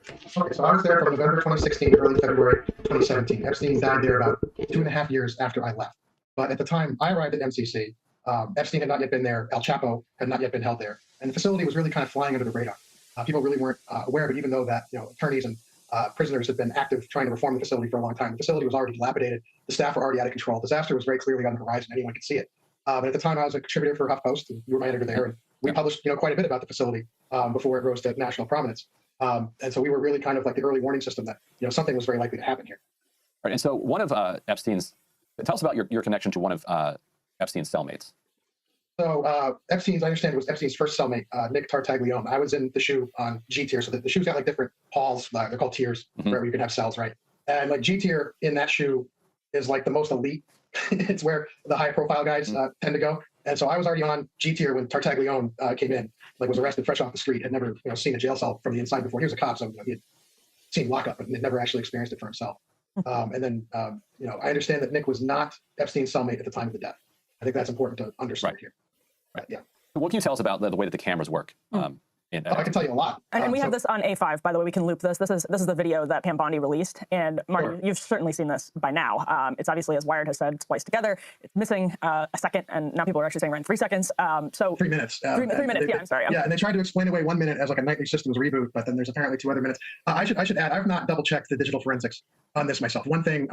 Given my background, the government alleges I'm a hacker with Anonymous and that I single-handedly orchestrated one of the largest cyber attacks the government had ever seen. So I just have to say I've not double-checked the digital forensics on this. So I'm going off of what Wired wrote. Yeah. To my understanding, there's no meaningful contradiction, like no one's come forward with an alternative theory or whatever. But I can't personally vouch for the digital forensics on the files. But I mean, that's a view from another tier. And so the tiers are stacked like one on top of another, and they're in different like arms shooting off from the main area in the shoe.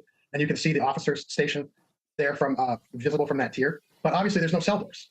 Right? And so this doesn't really make a lot of sense. The video is not particularly useful for anything. And in that shoe, just so you guys know, because this is something that's not been covered, there's a camera in every cell. And on G tier, there's 2 cameras in every cell. And the problem is that guys cover them up, right? Like you're trying to use the bathroom. There's a camera pointing at you. Like, what are you going to do? You cover the camera up, right? And so pretty much at any given time in the occupied cell in that shoe, the camera's covered. Now, that's against policy, but the facility, I mean, what are they going to do? Send a team to every single cell every single day to uncover these cameras? Because the guys will just cover them back up again. You also, though, expect that they would have cameras in the hallway, that we would have a camera that's facing Epstein's cell door, right? And there's no explanation given for why that tape is missing or what happened to that camera. And they're trying to say that the cameras weren't working, the DVR system had problems with the hard drives, all this. Okay, in the floor above that shoe is the 10 South Special Administrative Measures Unit. Okay, this is national security stuff. This is like where the 9/11 guys were held. These are the guys who don't even get attorney-client privilege. Even their attorney-client meetings, their visits with their attorney are listened in on by DOJ. Right? This is the highest of high security, and they're saying that the floor right below it that someone could use to access the 10 South unit had no working cameras or the drives are bad. Epstein died a month, 2 months after El Chapo left. It strikes me as very unlikely the cameras would be allowed to get into that position, and very scary if in fact they were. So what's your sense of knowing?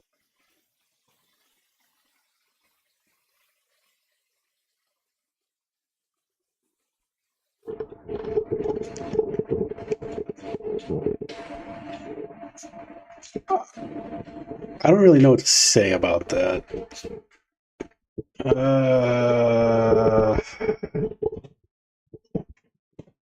Nah, I probably shouldn't say anything about that. There's really nothing there.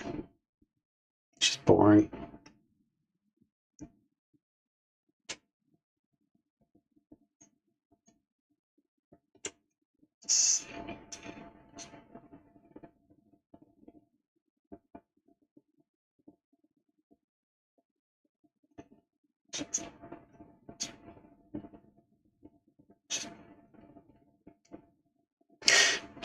So what are your guys' opinions about Jeffrey Epstein, the whole cover up and everything?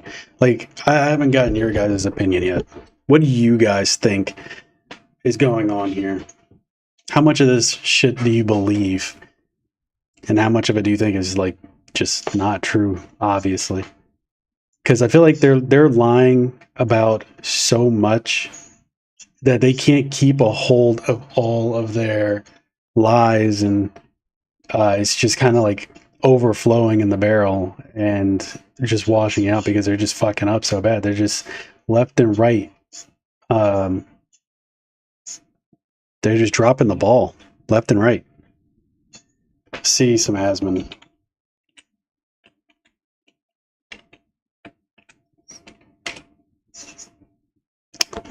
Epstein shirt?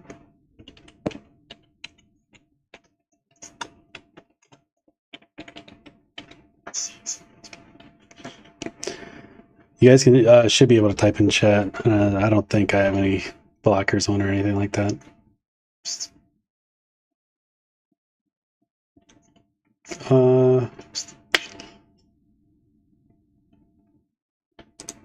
Jeffrey Edward Epstein, have you ever been convicted of a crime? Yes. Has worked at soliciting prostitution and preparing money for prostitution. Is it true, sir, that you have been described as Gold? You fucked me up. Psychologist to what type of person he was and what would actually described your teeth were shaped and claimed when erect it was thick towards the bottom but was thin and small towards the head portion and called it egg-shaped. Those are not my words, I apologize. But as Mr. Creighton has stated, that this is a I'm willing to do it. He tries at all times to be the master of his domain and in control of his world. Mr. Epstein, how long have you been sexually attracted to underage minor females? Are you kidding? I mean, I don't feel like I'm divulging any secrets here, right? On one of defendant Epstein's birthdays, a friend of defendant Epstein sent him 3 12-year-old girls from France who spoke no English for defendant to sexually exploit and abuse. After doing so, they were sent back to France the next day. Isn't that true? I would like to answer that question. I really would. However, today, my attorneys have told me I have to assert my Fifth Amendment. You're invoking your Fifth Amendment rights to each of these questions because you know that your answers will incriminate you and you feel that it will result in you being prosecuted for these crimes. Isn't that right? No, in fact, the Supreme Court recently said that the Fifth Amendment right is there to protect the innocent. So that's what I'd like to answer that. Oh, man. Yeah, I guess so. Right, guys? I can't believe this guy killed himself for being too innocent. Virginia Roberts, do you know?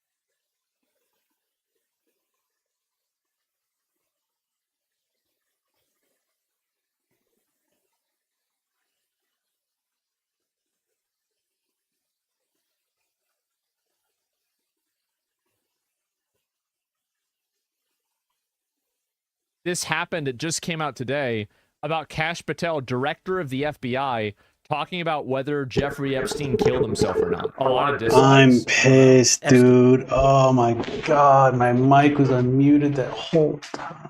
Or it was muted the whole time. Fuck. Well, what I was saying before I fucked up is that I've watched like a lot of serial killer documentaries, like Bundy, Gacy, Dahmer, and Epstein right there in that fucking clip. Epstein definitely had some kind of way about him. It was just like that, just like Dahmer, just like Gacy or Bundy, how he was just talking about the situations when he was asked what he was asked and he fucking smiled. That's fucked up. That's really fucked up. He smiled about that, and it's super fucking creepy. Sorry about yawning. I'm going on my 3rd day with no sleep. Haven't eaten in 3 days, but you know, fuck it, we ball. Right? The reason people are pissed off. And Kash Patel definitely was lying a lot about everything here, because the way he kept talking about everything is kind of like he would just is constant just fucking looping about how he'd just he's going to give out all the information and explain why he can't and then why he's going to. Thing, right? 20 years it's ago, just so whenever it was, fucking 2006, 7, 8, Epstein gets his sweetheart plea deal, right? Sure. After committing the most horrific crimes on planet Earth, right? I wasn't in power there. I wasn't in place there. I had, nothing to do with it. But people were rightfully pissed. I mean, this guy was committing the most grotesque acts you can against children. So where's the file? And the media spins up about it. Many in the media protected it. Why? Because of his relationships, who he knew, who his bankers were, who his colleagues were, who was. Asman usually puts his shit in the bottom left, so I gotta remember to put mine like top and right. So when you peel back the layer, and then what happened? The Trump administration, the last go round, decided, no, we're not going to let that go. We're going to investigate it, right? They charge him, they indict him, and he's awaiting trial.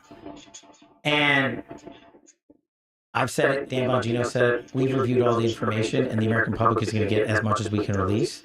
He killed himself.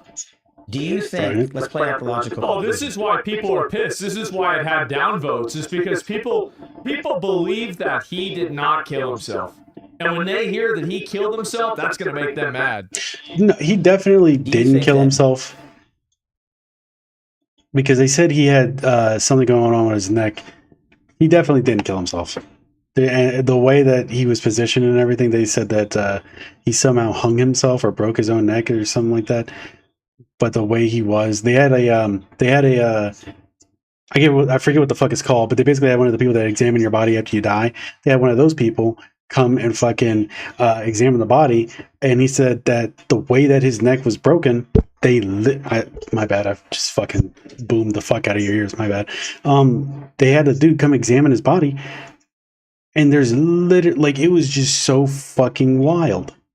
Because it was just, he said the way that his neck was broken, there was no possible way that he could have did it to himself. Myself, Bongino, and others would participate in hiding information about Epstein's grotesque activities, or do you think... Maybe. Because we don't know the implications of it. Like, how could we possibly know that? But, like, I think a lot of people... The thing is that... Yeah, of course people would believe that that's possible. I'm not saying it is. I'm not saying... But, yeah, of course people could believe that. Especially when you say the files are coming out and then they don't come out. Yeah, then people are worried. We would also participate in not prosecuting people we had evidence to prosecute people on. The problem is there's been like 15 years of people coming in and creating fictions about this that doesn't exist. Where's the videotape of an Epstein Island of X, Y, and Z committing these frauds? Why haven't you given it to us? Do you really think I wouldn't give that to you if it existed? No, I'm working my ass off, along with the leadership at the Bureau and DOJ, to get you what we're allowed to give you. And you're going to get the video. Well, how are you allowed to? I mean, what do you mean by allowed? I mean, you're the one to make the rules, so, like, what do you mean by allowed? Of the cell. That's also true. He's fucking right. I didn't even think about that. We will never be able He's head of FBI. Okay, let's get into that. So, what did you think before you got in office? Did you think that Epstein was murdered? No. No suspicion at all of it? But I have a different background. Well, he had a suspicion, but you just didn't know. Yeah, sure. Right. So, It was a background I was a with public the dude. defender back in the day. I used to spend a lot of time in jails and a lot of time in segregated housing units, shoes as we call them, right? Okay. And so, and I've known people that have committed suicide in these cells. And I know how you get in, how you get out, who works the system. And so the way, based on public information at the time, that he ended up, the pictures and him hanging himself, I was like, yeah, that guy killed himself. There's just no way that you could have run an op and had people go into that cell and not have any video of it and not have any people come out and say, hey, yeah, I saw that guy, he shouldn't have been there, the guard, this guy. There's just no access points into places like this in the detention center he was in, which I've been in. So correct me if I'm wrong, but what I was told, what I'd read, was that the guards were not paying attention or were sleeping. Well, right? Yeah, and in short order, you'll see it. Is that correct? That kind of, I guess I can kind of play into what that other inmate said, the other inmate of Jeffrey Epstein. I guess I can kind of play into that because he said that it was kind of a fucking lawless wasteland in that building. And, you know, the guards are kind of like doing like pretty much nothing. Surmise that from a video, right? Like where they like, you know, and look, do guards doze off on the night shift? Yes. But no one can get in to the cell. And if they had gotten in to the cell, you could see it. But we were told that the cameras were down. Well, I don't know who said that. But that was in the news. Yeah, that was the official narrative, that the cameras went down, he died, and then the cameras came back up. Yep.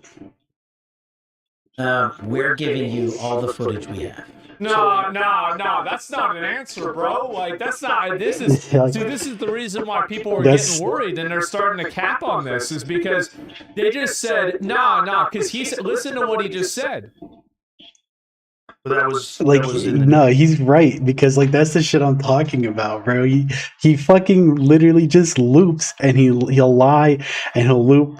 I think at one point in this clip, in this video, he's like, yeah, we want to put out all we can, but we got to like protect the victims and all that. And that shit gets to me so much, because it's like, bro, we obviously don't want to see the actual videos and evidence, or not evidence. We don't want to see the videos of the dirty, disgusting, horrible fucking misdeeds happening.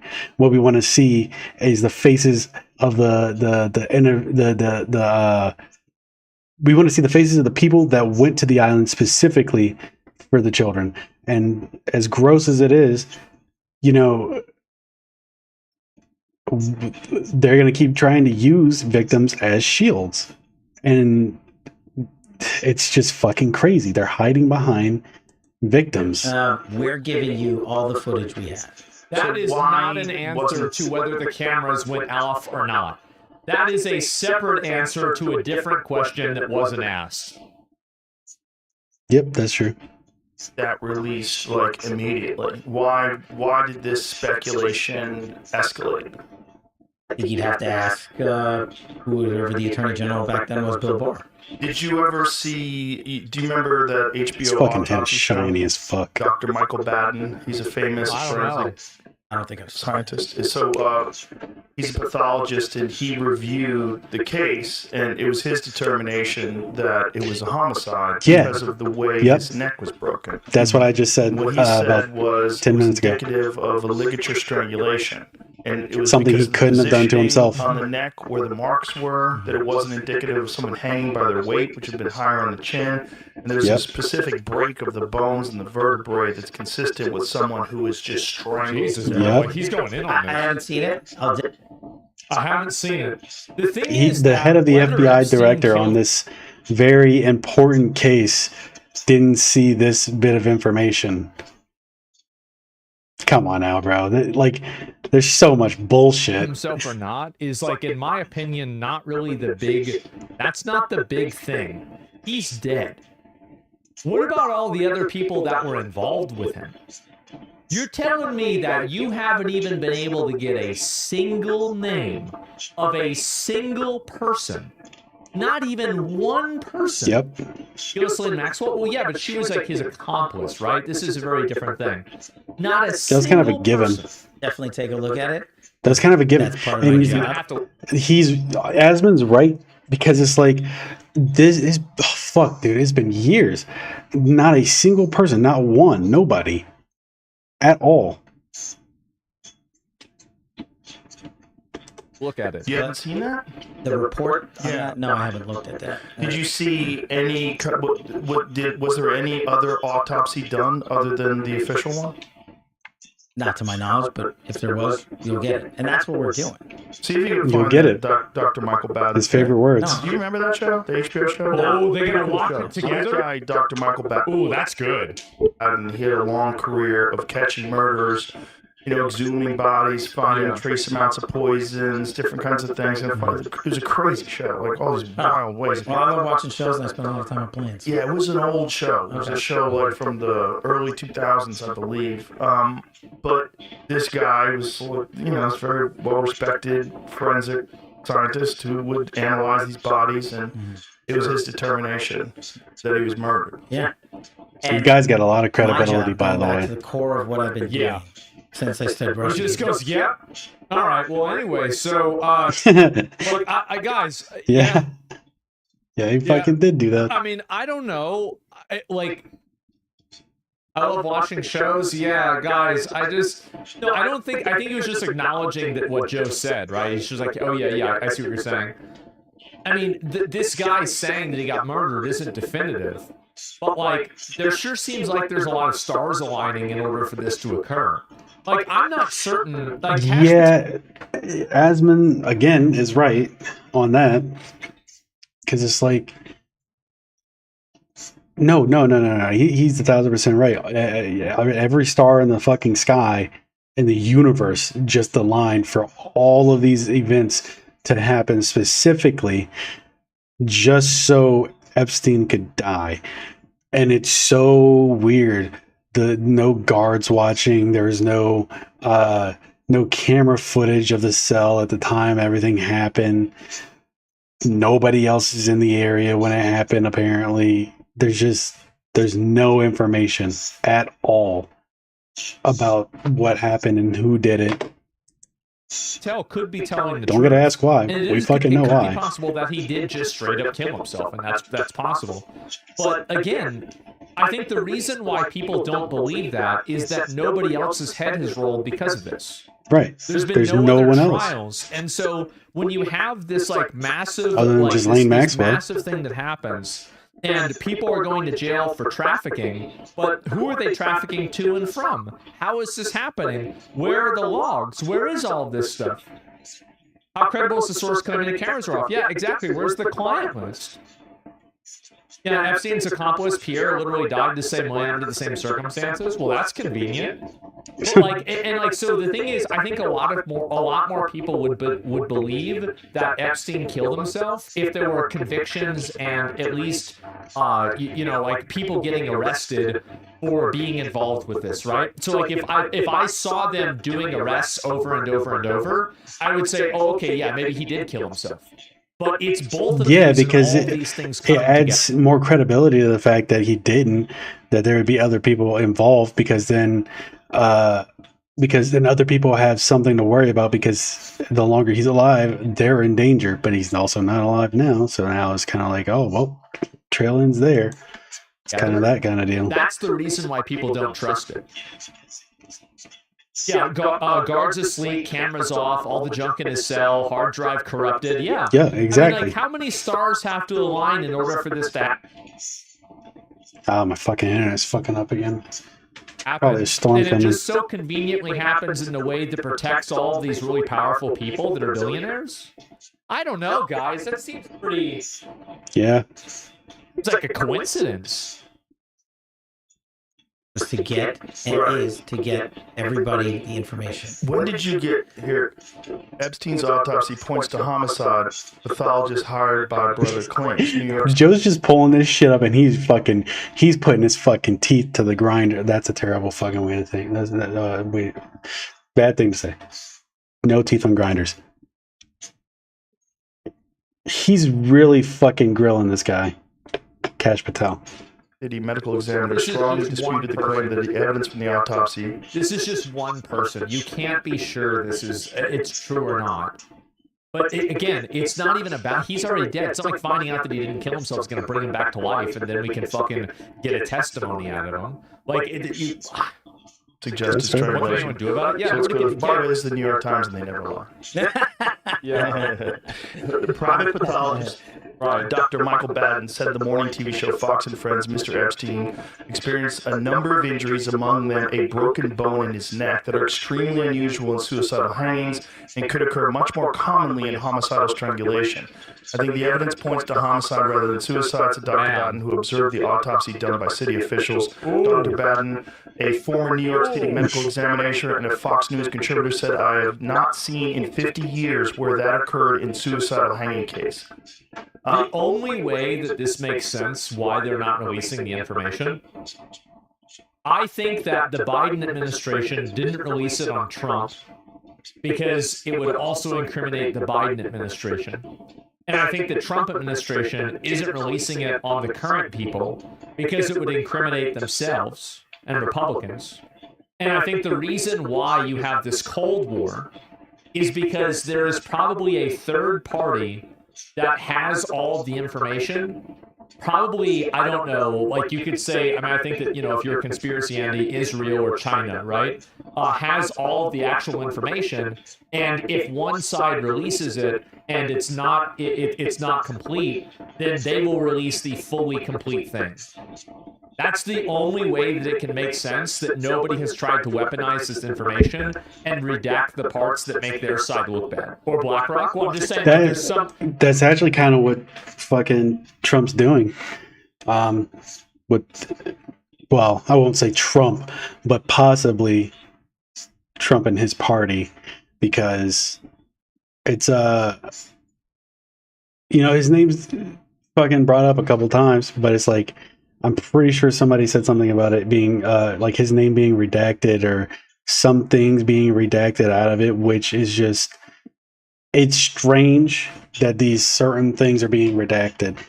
Now, if it's like victims' names, information about the victims, that's fair if it's being redacted. I can understand that. You don't want any of that to get out.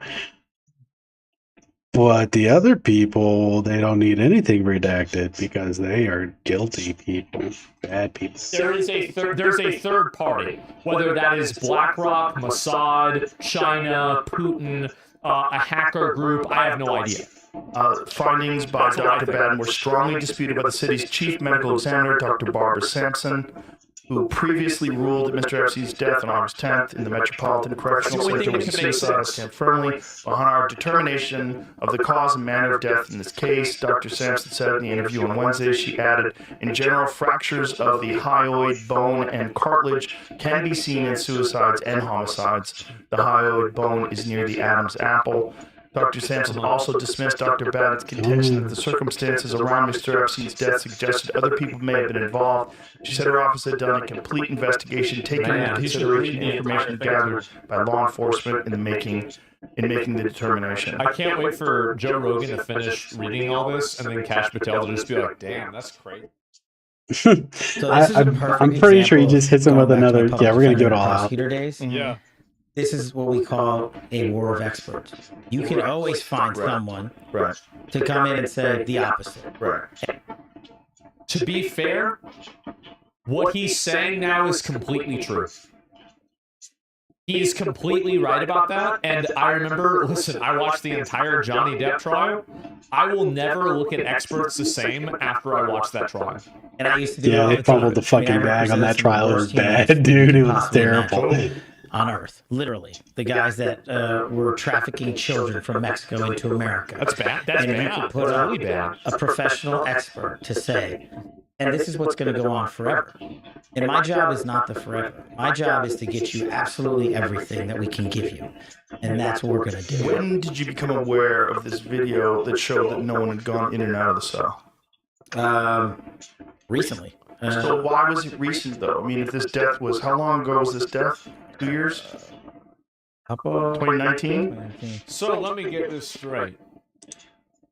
One of the most noteworthy people that is connected to presidents and other heads of state internationally killed himself, and they thought the cameras were off. But recently they found out now that the cameras were in fact on and they had a recording of it. Huh. Okay. Oh, really? Oh, my time's lost. So, 6 years. Wow. Well, again, that's part of what I'm going to try to answer for you. Jeffrey Epstein jail CCTV erased by technical errors. Ah, geez, guys. That's funny as fuck, but was destroyed by it was destroyed by accident. Come on now, man. Did Phil do that? Oh, he erased the tape again. God damn it, Lenny. Oh, it happens. But you see how anybody on the outside, I mean, this is like a perfect storm for something. Can you pull that article up so we can read what it says, Jim? Yeah. U.S. prosecutor said I actually didn't know anything about the fucking files being corrupted until just now. Epstein, a convicted sex offender, first trial. Or at least when you said it earlier in the video. July last year, hanged himself in jail. Hang on. Yep. Reread that line. That he first tried to kill himself in July of last year. Yeah. How much of the American public do you think knows that? I didn't know that until right now. Maybe I heard it and forgot. Did you ever hear it, James? He was on suicide watch, I think. Oh, okay. So, hanged himself in jail in August while serving trial on federal sex trafficking charges. He pleaded not guilty to abusing dozens of girls, some as young as 14. Soon after Epstein's death in August, two of the CCTV cameras outside his cell malfunction. You know what? I want to do a poll. Let's create the poll, and it's broken. We'll do it later. Fucking broke. Goddamn. I don't want to watch all of Asmon's video. I'm gonna leave, the rest of that for you guys to watch. Definitely give him a like, and definitely comment up there and talk to him a bit. Tell him you came from my channel, I guess. I like Asmon. I'm not gonna say he's right about everything, but he's right pretty often, more often than not. Asmon's just he's good, he's smart.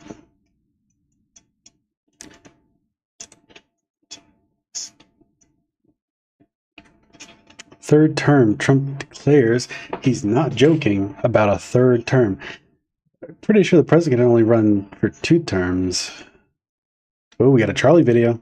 Got another disgusting update for you here today. It has just been reported that Maxwell is being moved to a minimum security prison in Texas with no explanation for why. I can't wait to have a background like Charlie, dude. I'm going to be streaming every fucking day until I can get a house like Charlie's, big and beautiful and all that shit back there. Me personally, I'm saying this right now. I'm getting me a fucking goof juice machine to put in the back. And I'm getting me some fucking goof juice to fill it up. And Charlie, I hope you see this video. I really do. Because I'm going to get one of those fucking things. And I'm going to fill that bitch up to the goddamn max. And I'm going to be sipping on that goof juice every day, baby. Every fucking day. Transparency with in regards to anything that I was talking about there. Now she's mysteriously just being pushed into a very, very minimum security prison, which is it's a camp, by the way. It's a minimum security prison camp where it is usually reserved for non-violent, like white-collar criminals, shit like fraud. And now she's enjoying a cozy stay there. Now, her previous spot was also, like, on the lower end of prisons. It wasn't exactly like Azkaban they had her held up in, but there were still serious offenders in there, and it wasn't nearly as lax as the place she has just been moved to in Texas, seemingly out of nowhere. The move comes a week after Maxwell met in private with Deputy Attorney General Todd Blanche at the U.S. Attorney's Office in Tallahassee. The details of that meeting have not been made public. It also comes after the family of one of Maxwell's alleged victims, Virginia Giuffre, spoke to our own Hallie Jackson, urging the president not to pardon Maxwell. Isn't that just fucking preposterous that the family of one of the victims has to come forward and beg the president to not pardon a convicted child sex trafficker? No, he's right, because that's kind of fucked up. She has to. That freeze frame is fucking crazy. But he's right. Like, she shouldn't have to beg the president of the United States to not give a terrible, horrible person who should be under the fucking prison a pardon. Like, that should never be a thing. That shouldn't even be a questionable thing. Like, you shouldn't have to wonder if that's going to happen. That's just fucking awful, man. It really is. Conspirator to the biggest pedophile and sex trafficker in this country's history, because there's a very real possibility that it's something he's considered because he keeps fucking teasing it, him and his administration. The big question here is, do we know why Maxwell was moved? It is the big question, Zinkley. The United States Department of Justice spokespeople are refusing to provide any answer or comment this afternoon. We have called them, we have texted them, we have emailed them. They're staying extremely tight-lipped around the reasoning with this sudden move. It's very suspicious. I think anybody that's activating neurons should be able to tell you that something smells very fishy here. Instead of releasing the Epstein Files, which it seems like is never going to happen here, which is going through the cool...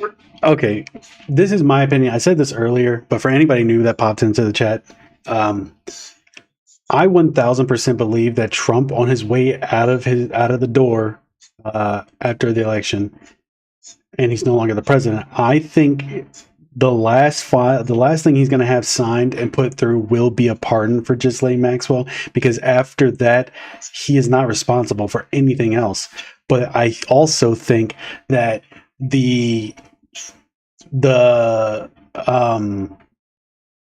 I also think that the pardon is going to be like a deal between him and her. You know, she gets her freedom. She doesn't say anything at all about him. That's what I think it is. That's my opinion, but that's what I think it is. Craziest song and dance. It's been like 10 seasons worth of plot twists in regards to that from this administration. First, they're going to release them day one when Trump's in office. Next, they're coming. Next, they're on Pam Bondi's desk.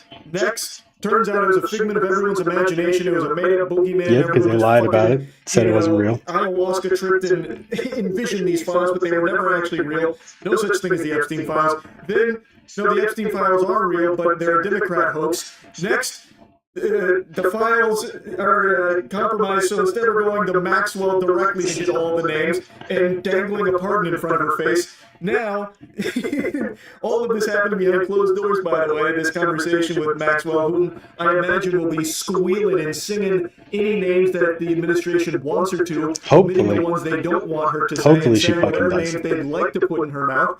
And now, all of a sudden, she's just being transferred to a very minimum security prison that sounds almost like a summer camp that also has another celebrity resident there. Elizabeth Holmes from Theranos. You remember that huge scam? This is one of those like cozy, bougie prisons where like the rich one that she doesn't one that she doesn't deserve to be to a in. facility that, frankly, and you can look at it on Google Earth, the fence line is the type of fence that you would put around a school. In many places, there's no razor wire. There's not a fence that would be difficult to climb. The gates of it look more like the gates of a country club than they do of a federal prison. So this is one of the camps that people like to go to. It's all women. So we do have a response from several of the victims saying today President Trump has sent a clear message today. Pedophiles deserve preferential treatment and their victims do not matter. That's coming from Annie Farmer, Maria Farmer, and the family of Virginia Roberts Giuffre. Yeah, it really does seem that way, huh? It's very weird, so peculiar how Trump is so buddy-buddy and cozy with so many pedophiles, and even just last night proudly presented... Who you're surrounded by is, you know, bound to be who you are as well. And brought aboard a registered sex offender to be part of the sports commission that will be overseeing things like the youth presidential fitness test, which is being brought back. You want to say a few words? Come on. Come on. He's Stone Cold Steve Austin in the background. Nobody can stop. I know that. I'm just proud to be on this team. I don't know why. I don't know what we're supposed to be doing, but I'm here to serve. I'm here to serve you. Okay, so I'm gonna do the best I can for as long as I can. Thank you very much. Nobody like him. If you know anything about football, you probably recognized who that was immediately. That's Lawrence Taylor. He is a Hall of Famer, probably still to date the hardest tackler in NFL history. But Lawrence Taylor is a registered sex offender. In 2011, he played...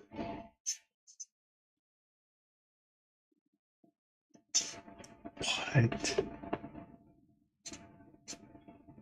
That's fucking crazy. Pled guilty to sexual misconduct with a 16-year-old who was trafficked. He's on their team?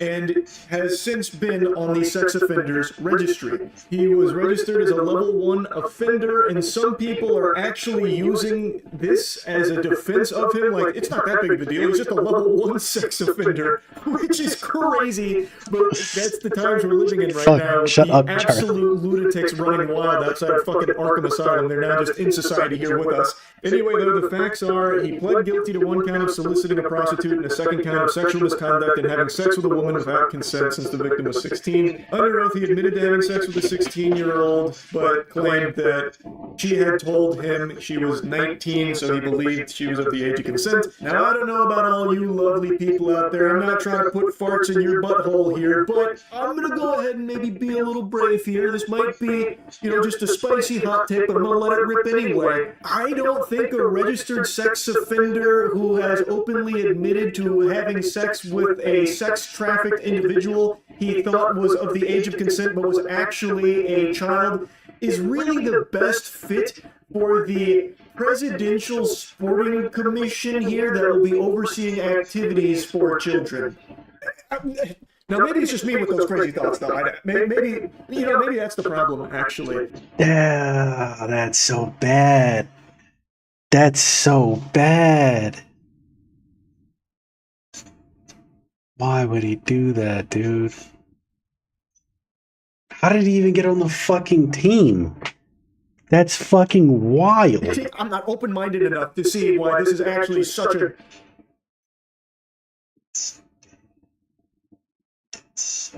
galaxy brain good idea. Because there's a lot of people defending it. Like, how's Trump supposed to know? This was 14 years ago. It's ancient history. What's the big deal? And the people just excusing it like, oh, it happened so long ago and Trump is such a busy man. There's no way you could have possibly known about this history with Lawrence Taylor. Like, what the fuck, man? It's a sex offenders registry. It's public knowledge. All of Lawrence Taylor's neighbors know it. How could the White House not know it before hiring him to bring him on board for this sporting commission? Do they not do any homework on the people they hire? Is there no vetting process whatsoever? They just hire anybody randomly? I mean, actually, that's probably exactly how it goes. Because even Lawrence Taylor, when Trump, like, babies him up there, Trump talks to him like he's talking to, like, an actual 4-year-old, by the way, like, oh, do you want to come say something? Come on. Shut the fuck up. He kind of did, which is but super weird in and of itself, by the goddamn way. it. But when Lawrence Taylor does talk, he's like, don't really know why I'm here, don't really know what we're supposed to be doing, but I'm happy to be here. So he doesn't even know what the fuck he's doing there. Why is he hired? Like, that is like the perfect encapsulation of this whole administration. What he said. Don't really know why I'm here and I don't know what I'm doing. That is exactly what the fuck is happening right now. Everything from the handling of the Jeffrey Epstein files. Yeah, hold on, no. That fucking bothers me too. He's convicted as a pedophile. He doesn't even know what the fuck he's doing there. He doesn't know why he's there. But he's on their team and he's overseeing the children's segment. It is unbelievable. And it somehow just keeps getting worse. Just stew on this. Really just fucking sit and spin on this preposterous shit that we are seeing here. It is not normal. It is not okay. It actually seems like this administration is trying to normalize pedophilia. It literally does seem that way. He just added a sex offender to the President's Council of Sports Nutrition and Fitness, which will give initiatives to children. What is happening? It's fucking wild, dude. That is possibly crazy. not be something that everybody comes out and says, That is so this is crazy. fucked up. Like, why would he do that? That makes no fucking sense. That's just actually terrible that he would put that person on the committee that oversees children, knowing what their past was. That is so fucked up. And, like, why has nobody done anything about this? There is no defense of that. There are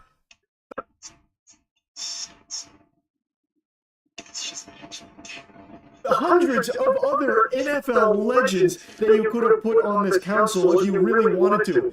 Like, that aren't sex offenders and shit. It's crazy. It's like he goes out of his way to find pedophiles and be close with them and give them positions of power. It does feel like he gives preferential treatment to pedophiles. He's moving Maxwell to a cozier, more low-security prison in Texas for some reason that's not being disclosed. He's got Lawrence Taylor now as part of this president council. It's absolutely unhinged.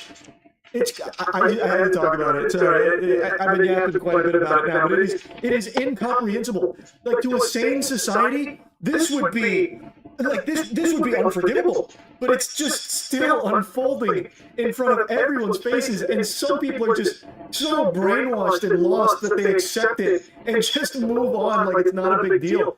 It is a big deal. Like, all of the evil people that were on the Epstein client list are still getting away with it with no punishment, and the only person who has faced any punishment at all for being a co-conspirator, Ghislaine Maxwell, is maybe going to be receiving a pardon.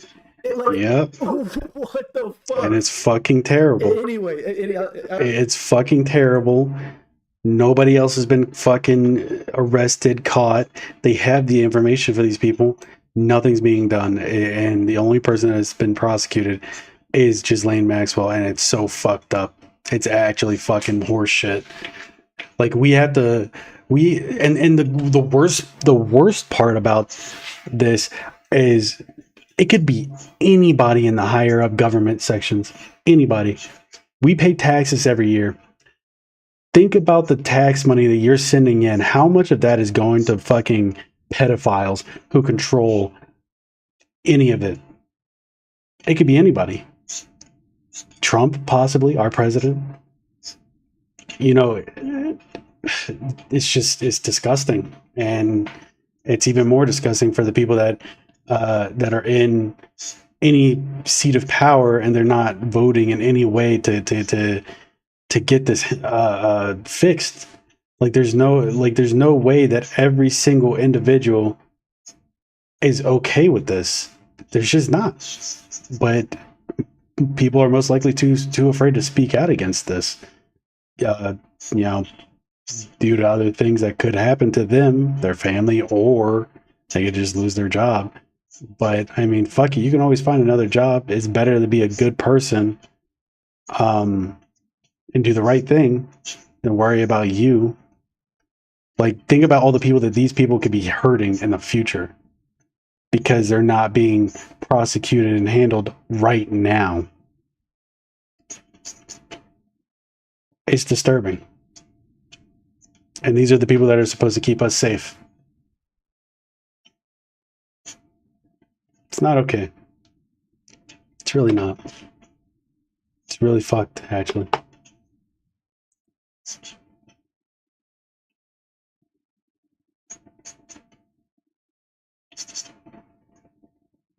It's just fucking disgusting, man. But if you guys like the stream, please subscribe. I'm going to be doing these streams a lot more often. I'm really trying my hardest right now to stay focused on my content and getting everything right for you guys. I'm going to be doing a stream tomorrow night on Twitch. I'm going to be playing Smite ranked, and then the night after that, I need to set up a schedule actually on my Twitch and on my YouTube. Every other day is going to be Monday. It's going to be a Twitch stream for gaming. Tuesday is going to be I almost said Wednesday. What the fuck? Tuesday is going to be a day for YouTube streaming where we can look at videos like this and just go over everything, and just sit here and chill out for a couple hours. Not every day has to be a stress day. So I'm going to start doing that more often. Sounds more fun. But tomorrow, or sorry, what is today? Monday? Now Tuesday. So Wednesday, I'm going to be doing a YouTube stream again. And I think what I want to do is cover LOLCal Live. I fucking watch LOLCal Live every day. I love the show. I love all the shows. And recently something just happened with between Keemstar and Becky Boop, and I'd love to watch it, and I'd love to cover some of that because I don't like Becky. I don't. I'll just be honest about it. I don't like the bitch. But I'll give you more detailed reasons in the next stream. I'll see you guys around. Again, please subscribe to the channel and keep up to date with any of the new content, any of the posts, polls, anything that I put out. Hit the notification bell and you will be notified of when I go live next. And pretty sure somewhere on my stream there's a link that goes directly to my Twitch, and you can click it and you can go follow there too and be prepared for tomorrow's stream. I don't always do Smite. I'm trying to stick to Smite so I can get ranked, but there will be other games, especially if viewers want to do another game. Just type in the chat, say what's up, tell me what you want to see. I'm always down to play games with chat, see how things go. But I will see you guys tomorrow. I love you guys. Thank you for watching. I really appreciate it. And I hope you have a good day, blessed day. And keep a smile on your face. You look beautiful. See you.